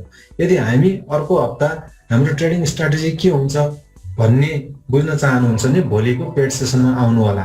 तर यस्तो साथीहरू आउनु होला जसले एनालाइसिस बुझ्नुहुन्छ, जसले फन्डामेन्टल टेक्निकल लिनु भएको छ, दोस्रो बजारमा कारोबार गरिराख्नु भएको छ, फी तिरेर आइसकेपछि त्यसको म पूर्ण सदुपयोग गर्न सक्छु कारोबारको माध्यमबाट भन्ने साथीहरूले दिएको फी तिरेर आउन सक्नुहुन्छ। र यो जुन क्युआर कोड छ त्यो क्युआर कोड पनि स्क्यान गरेर तपाईँहरू आउन सक्नुहुन्छ है। यो मैले भोलिको सेसनको गरेँ। त्यसपछि भोलिको सेसनको लागि क्युआर कोड यहाँ पनि मैले दिएको छु, तर क्युआर कोडबाट पैसा पठाउँदै गर्दा रिमार्क भन्ने त्यहाँबाट कोलम हुन्छ। यो क्युआर कोड मेरो कम्पनीको हो, सुबी जिङ्क प्राइभेट लिमिटेड भनेर आउँछ। पर्सनल क्युआर कोड लिङ्क गर्न सकिँदैन वालेटमा, त्यसबाट मेरो आफ्नो कम्पनीको राखेको। कम्पनी राख्दाखेरि फाइदा पनि हुन्छ, त्यहाँबाट आएको पैसाहरूको सरकारलाई भ्याट पनि तिर्नुपर्छ, भ्याट बिल पनि काट्नुपर्छ। त्यसकारण प्रपर च्यानलबाट गर्दाखेरि नै राम्रो हो। क्युआर कोडबाट पठाउनु भयो भने मैले समष्टिगत जति आउँछ त्यसको भ्याट बिल पनि काट्छु, सरकारलाई भ्याट पनि तिर्छु। त्यसकारण क्युआर कोडबाटै पठाइदिनु होला। सानो सानो रकमहरू ई सेवाबाट बैंक ट्रान्सफर नगरेकै राम्रो। हुँदै भएन भने त बेग्लै भयो होइन। त्यो कुराहरू चाहिँ रिमार्क कोलममा कतिपय साथीहरूले पैसा मात्रै पठाउनुहुन्छ, तर रिमार्क कोलममा आफ्नो फोन र इमेल लेखिदिनु होला, नत्र भने त्यो तपाईँले पठाएको फोनबाट चाहिँ 985 स्टार स्टार स्टार स्टार गरेर आउँछ। अनि अगाडिको 3टा अक्षर, अगाडिको 3टा अङ्क, पछाडिको 3टा अङ्क मात्रै आउँछ मोबाइलको। अनि कहाँ पठाउने लिङ्क? यसको त पेड सेसन हो, यसको त फ्री लिङ्क हुँदैन, आजको लिङ्क चल्दैन, छुट्टै लिङ्क पठाउनु पर्छ। त्यसकारण मैले लिङ्क पनि त पठाउनु पर्यो। तपाईँले पेमेन्ट पठाएपछि त्यो लिङ्क पठाउनको लागि चाहिँ रिमार्कमा आफ्नो मोबाइल नम्बर र इमेल अनिवार्य लेखिदिनु होला। त्यति भएपछि अरू केही पनि गर्नु परेन। यसमा चाहिँ हामीले हाई बेटा कम्पनीजहरू, क्रसओभर आएको कम्पनीजहरू, बेस्ट लङ टर्म कम्पनीजहरू, लङ टर्मको लागि पनि हामी भन्छौँ। म्युचुअल फन्डहरूको बारेमा पनि हामी बताउँछौँ, कुन म्युचुअल फन्ड अहिलेको लागि ठिक हुन्छ, गएको हप्ता म्युचुअल फन्डको अवस्था के थियो, यसपालि चेन्ज भइसकेको मैले देखिसकेको छु। त्यो चेन्ज भएको म्युचुअल कम्पनी हरेक हप्ताको स्ट्राटेजीहरू फरक फरक हुन्छ। त्यो सबै कुराहरू चाहिँ हामी विथ मच मोर ग्राभिटीको साथ एनालाइसिस गर्छौँ र एटलिस्ट हामी तपाईँलाई 12-15वटा कम्पनीहरू दिन्छौँ जसमा तपाईँले फोकस गरेर ट्रेड गर्न सक्नुहुन्छ। र खास गरी हामी बाइङ गर्दाखेरि चाहिँ के कम्पनीहरूमा एकदमै क्लोज आई लगाउने त्यो कुराहरूको चाहिँ हामी विशेष डेप्थ एनालाइसिस दिन्छौँ र कुन कम्पनीहरू अहिले सेल गर्नको लागि प्रपर अवस्थामा छन् त्यो पनि हामी एनालाइसिस दिन्छौँ। टोटल 20-25वटा कम्पनीहरूको एनालाइसिस हुन्छ अथवा 25-30वटा कम्पनीको एनालाइसिस हुन्छ, तर फोकस गरेर गर्ने कम्पनीहरू हामीले नट लेस देन 10-10वटा भन्दा बढी नै दिन्छौँ। र एउटा हप्तामा 10वटा भन्दा बढी कम्पनीमा ट्रेड गर्नु चाहिँ फेरि ओभर ट्रेड हुन्छ, त्यो गर्नु हुँदैन। कम्पनी 10वटा हो, त्यो 10वटा कम्पनीको 5-5वटा ट्रेड लिनु भने 50वटा ट्रेड पनि लिन सक्नुहुन्छ तपाईँले एक हप्तामा होइन।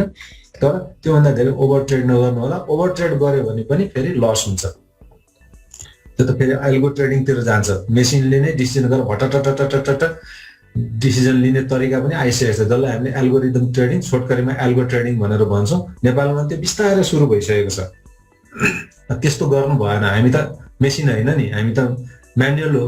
म्यानुअल गर्दाखेरि हामीले मोनिटरिङ गर्न सक्ने लेभलमा मात्रै आफ्नो ट्रेडलाई राख्नुपर्छ। हामीले अब विभिन्न खालका ट्रेनिङहरू चलाउँछौँ। मैले सरस्वती भनिदिन्छु, बेसिक ट्रेनिङ, सेयर मार्केटको बेसिक ट्रेनिङ, सेयर मार्केटको फन्डामेन्टल टेक्निकल एनालाइसिस ट्रेनिङ, जुन हाम्रो 1 महिना 3 हप्ता जतिको एउटा लङ टर्म ट्रेनिङ स्टार्ट हुँदैछ आइतबारबाट, आइतबार बेलुका। त्यसको चाहिँ सबै अब सिटहरू चाहिँ हामीले लिन बन्द गरिसक्यौँ। यो अब पछि हुन्छ। त्यही 3 हप्ते ट्रेनिङमै हामीले यो सेयर मार्केटको बेसिक ट्रेनिङ र फन्डामेन्टल टेक्निकल एनालाइसिस ट्रेनिङलाई इनबिल्ट गर्न खोजिरहेका छौँ।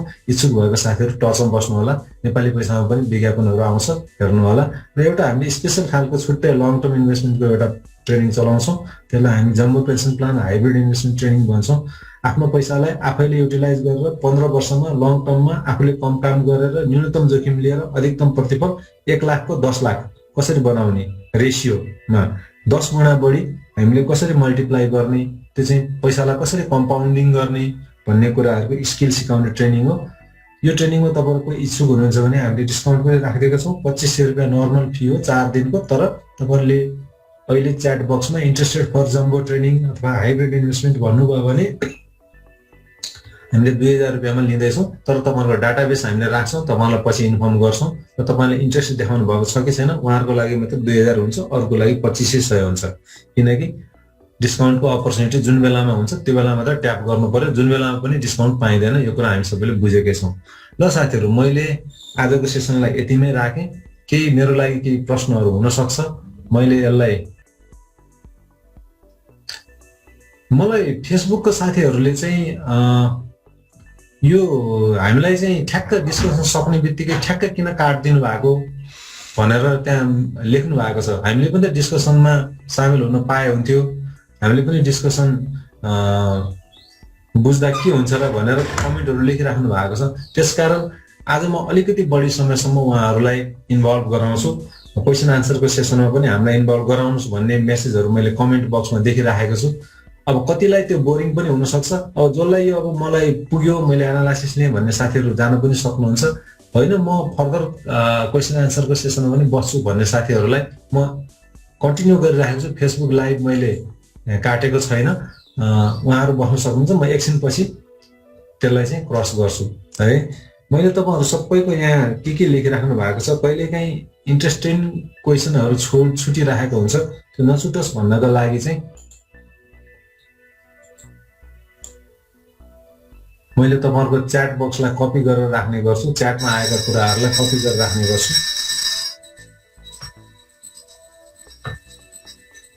र मैले खासमा चाहिँ प्रश्नको लागि च्याट बक्समा आउने हो। इन्ट्रेस्टेड जम्बो प्लान हुन्छु भनिराख्नु भएको छ। मैले क्वेसन खोज्दैछु।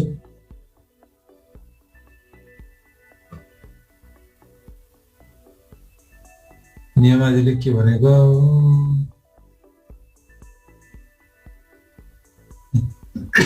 यो हिजोको छैन, सेन्ड गरिदिनु भने हो कि के भनेको हो होइन। लास्ट केबल हर्डिङ के भनेको, केबल हर्डिङ भनेको के हो?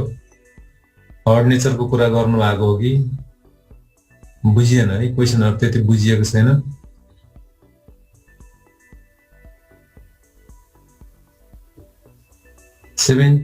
मा 86% कुरो बुझिएन है, मैले क्वेसनहरू बुझिराखेको छैन। तपाईँहरूको आफ्नो आफ्नो त्यहाँ क्वेसन आन्सर सेसनहरू हुनसक्छ। त्यो एकजनाले सोध्ने अर्कोले जवाफ दिएको अवस्था हुनसक्छ। म अब एकचोटि बोलेर कुरा गर्न आएँ। मैले यसलाई अनलाइन राखिदिएको छु। यदि कोही साथीहरूले यसमा इन्ट्रेस्टेड हुनुहुन्छ भनेदेखि आज नै बरु तपाईँहरूले पेमेन्टहरू चाहिँ सिधाइदिनु होला। धेरै साथीहरूले चाहिँ सन्डेको बिहान, त्यो पनि 7 बजे र 15 मिनट जाँदाखेरि साह्रै रसमा पैसा पठाइदिनुहुन्छ।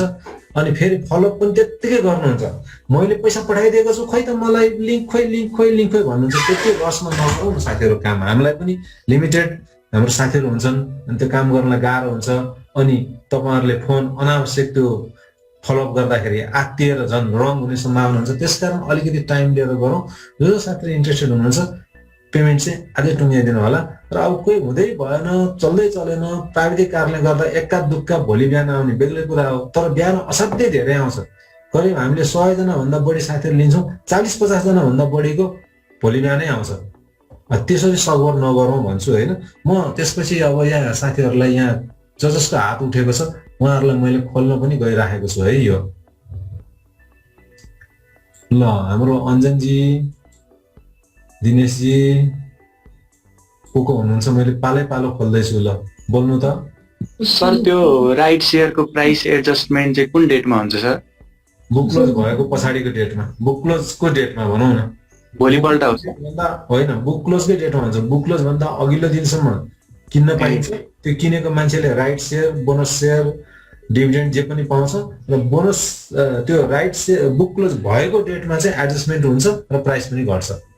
ए सर त्यो स्पेशल प्री ओपन सेसनदेखि के हुने हो कि सर 11 बजे पछाडि घट्ने हो सर? 11 बजे पछाडि प्री ओपन सेसनमा पनि त्यसको त्यो चाहिँ नेप्सेले डिक्लेयर गरेर एडजस्टमेन्ट गरेको हुनुपर्छ कि भनेपछि प्री सेसनमा चाहिँ मैले याद गरेको छैन, तपाईँले नयाँ कुरा भन्नुभयो, तर मलाई लाग्छ कन्टिन्युस सेसनदेखि मात्रै घट्नु पर्ने हो। एकचोटि मैले पनि चेक गर्नुपर्छ त्यो चाहिँ। ए हस् हुन्छ सर। मैले प्री ओपनिङमा त्यति धेरै काम गर्दिनँ। अर्को साथीहरूलाई मैले जसको हात उठेको छ उहाँ साथीहरूलाई मैले खोल्दैछु, वान बाई वान केही क्वेसन छ भने सोध्नु होला।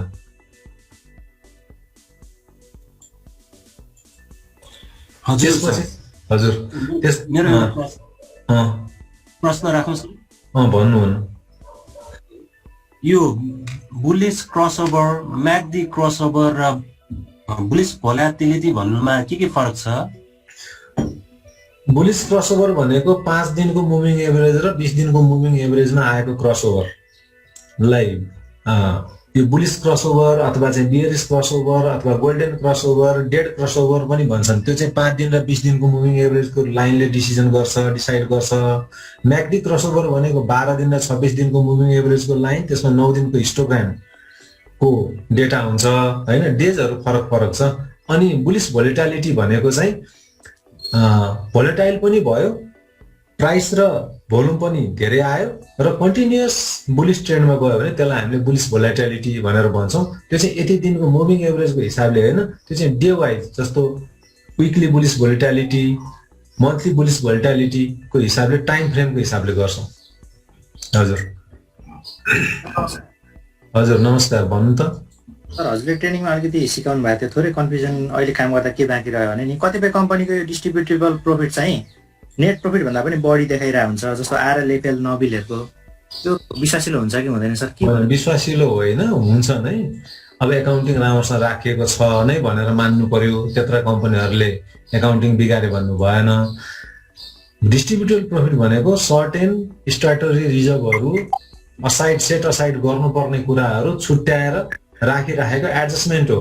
अब पहिले नै बढी छुट्याएर राखेको रहेछ, यो पल्ट जस्तो प्रफिट राइट ब्याक भएको जस्तै एडजस्टमेन्ट पनि राइट ब्याक भयो भने त डिस्ट्रिब्युटेबल प्रफिट बढ्न सक्छ नि। त्यसकारण डिस्ट्रिब्युटेबल प्रफिट भनेको जहिले पनि नेट प्रफिटभन्दा तल हुन्छ भन्ने होइन। इभन नबिलकै पनि देखिएको छ नि, त्यो हुन्छ। त्यो भयो भने हामीले त्यसैलाई लिएर जाउँ। तर यो क्वार्टरमा जुन देखाइएको छ, अर्को क्वार्टरमा स्थिति त्यही कायम नरहन सक्छ, किनकि अपरेसनहरूले प्लस प्रफिटको अवस्था र उसले चाहिँ राख्नुपर्ने जुन स्ट्याटुटरी मार्जिनहरू जुन छ त्यो एडजस्टमेन्ट गर्दाखेरि कहाँ पुग्छ, अर्को क्वार्टरकै सिनेरियो हुन्छ। तर अहिले चाहिँ त्यो छ भने मान्नु पर्यो।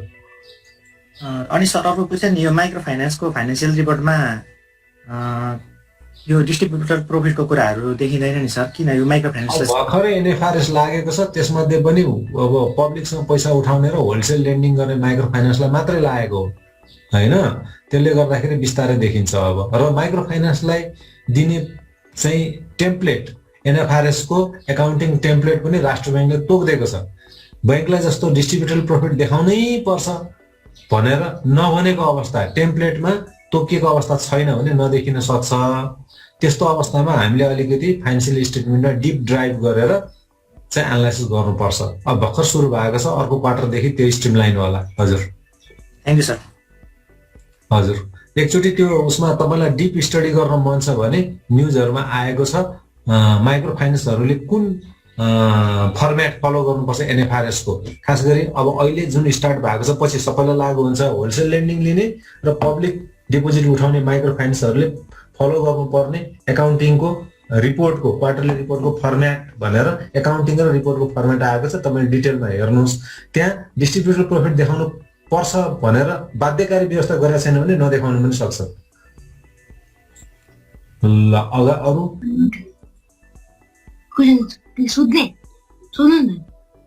ल सोध्नु नानीले सोध्नु भनिराखेको छ। कसलाई हो, बुवालाई हो कि मम्मीलाई हो?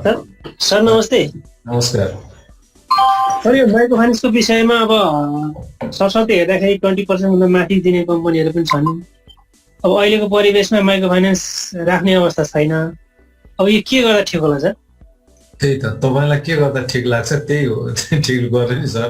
तपाईँले गर्ने कुराको मैले कसरी ठिक होला भनेको, मैले त माइक्रो फाइनेन्स लङ टर्मको लागि राख्दिनँ, ट्रेडिङको लागि लिन सक्छु। म ट्रेडिङ पनि मोस्ट डिफेन्सिभ स्टकमा मात्रै ट्रेडिङ गर्छु, किनकि मेरो स्ट्राटेजी पहिला मेरो क्यापिटल लस हुनु भएन, क्यापिटल गुम्नु भएन। कमाउने भन्ने कुरा त त्यसपछि कमाउने कुरा हो। त्यसकारण म चाहिँ माइक्रो फाइनेन्सको पोर्टफोलियोमा पनि मोस्ट डिफेन्सिभ पार्टमा मात्रै राख्छु, त्यो पनि ट्रेड मात्रै गर्छु। इन्सुरेन्स र माइक्रो फाइनेन्स, पहिला हाइड्रो अलि लङ टर्मको लागि राख्थेँ, अब त हाइड्रो पनि ट्रेड मात्रै गर्ने हो। भनेपछि लङ टर्मको लागि मेरो पोर्टफोलियोमा चाहिँ अधिकांश बैंक वित्तीय संस्थाहरू मात्रै छन्। अब बाँकी त्यो मेरो स्ट्राटेजी हो, तपाईँले फलो गर्नुपर्छ भन्ने जरुरी छैन। तपाईँको र मेरो नेचर टोटली फरक हुनसक्छ। तपाईँले जम्मै पोर्टफोलियो चाहिँ ट्रेडिङको मात्रै राख्नु पनि सक्नुहुन्छ। त्यसकारण इन्फ्लुएन्स गर्यो भनेर भोलि फेरि गाली नगर्नु होला है। इन्फ्लुएन्स गर्न खोजे होइन, स्ट्राटेजी फरक हुन्छ, आफूलाई विचार गरेर राख्नु होला। मलाई सोध्नुभयो भने मैले चाहिँ त्यसो गर्ने गरेको छु। पोर्टफोलियो त हरेक सेक्टरबाट लिनु पर्यो, तर मोस्ट डिफेन्सिभ लिन्छु मैले चाहिँ। त्यो मोस्ट डिफेन्सिभ भनेको जसको मल्टिप्लायर सबभन्दा कम हुन्छ र इपिएसले जस्टिफाई गर्छ त्यसलाई मात्र लिन्छु, र जसको एनपिएल ठिक छ त्यसैमा ट्रेड गर्छु। म ट्रेड पनि डिफेन्सिभ स्टकको मात्र ट्रेड गर्छु कि अफेन्सिभको ट्रेड गर्दिनँ। त्यो मेरो स्ट्राटेजी हो। तपाईँले त्यसलाई फलो गर्नुपर्छ भने जरुरी छैन। हजुर, तर नि यो एनपिएल 1% भन्दा मुनि हुनुपर्छ भन्नुहुन्थ्यो, माथि हुनुपर्छ भन्नुहुन्थ्यो। धेरै कम्पनीको त मुनि देखिन्छ। 1% भन्दा माथि मिनिमम 1% रिजर्भ राख्नुपर्छ भन्नुभएको थियो नि सरले। यो गलत कुरा ल्याएर त्यो पब्लिक फोरममा नसोधौँ न। 1% देखि 5% सम्म भयो भनेदेखि चाहिँ त्यसलाई डिभिडेन्ड नेपाल राष्ट्र ब्याङ्कले रोक्दैन भने हो। तर 5% भनेको धेरै आयो। 4 भन्दा माथि लिनु हुँदैन पनि भनेको थिएँ। अब मैले 1% भन्दा तल राख्नुपर्छ भने कहिले भने 1% भन्दा तल गुड लोनकै 1% हुन्छ। 1% भन्दा तल भएको ठाउँमा एभरग्रिनिङ बढी भइरहेको हुन्छ। त्यसकारण यो गलत कुरा बुझ्नुभयो तपाईँले, त्यो करेक्सन गर्नुहोस्। हजुर, अर्को अलिकति रिलेभेन्ट कुरा छ भने गरौँ। फेसबुकको साथीहरू हाम्रो रिलेभेन्ट क्वेसन। सर नमस्कार। तपाईँलाई नमस्कार है। सुन्नु, अघि त्यो एउटा अलिकति कन्फ्युजन जस्तो भयो। त्यो बोनस र राइट सेयर बुक क्लोज भएपछि रेट चाहिँ एडजस्ट हुन्छ अनि प्री ओपनिङ पनि त्यो एडजस्टेड प्राइसमै खुल्छ, त्यही हो सर? होइन, त्यो ठ्याक्कै जरुरी छैन। त्यो तपाईँलाई म्याथमेटिकल एडजस्टमेन्ट हो त्यो, र त्यसको वरपर खुल्छ है। तर मार्केटले ठ्याक्कै त्यही रेटमा पनि लिन सक्छ, अलिकति कम बेसीमा पनि लिन सक्छ। होइन, मैले भनेको चाहिँ के भने त्यो एडजस्टेड प्राइसको 5% तल माथि गरेर खुल्छ भनेको। प्री ओपनमा? हजुर। ओके, ल त्यो चाहिँ मैले प्री ओपनमा हेरेको थिइनँ। त्यो रहेछ भने ठिकै छ। उहाँले के भन्नुभयो भने एडजस्टेड भइसकेपछि प्री ओपनमा पनि त्यो लाग्छ भनेर भन्नुभयो। हस्, त्यो चाहिँ चेक गरेर हेर्नुपर्छ।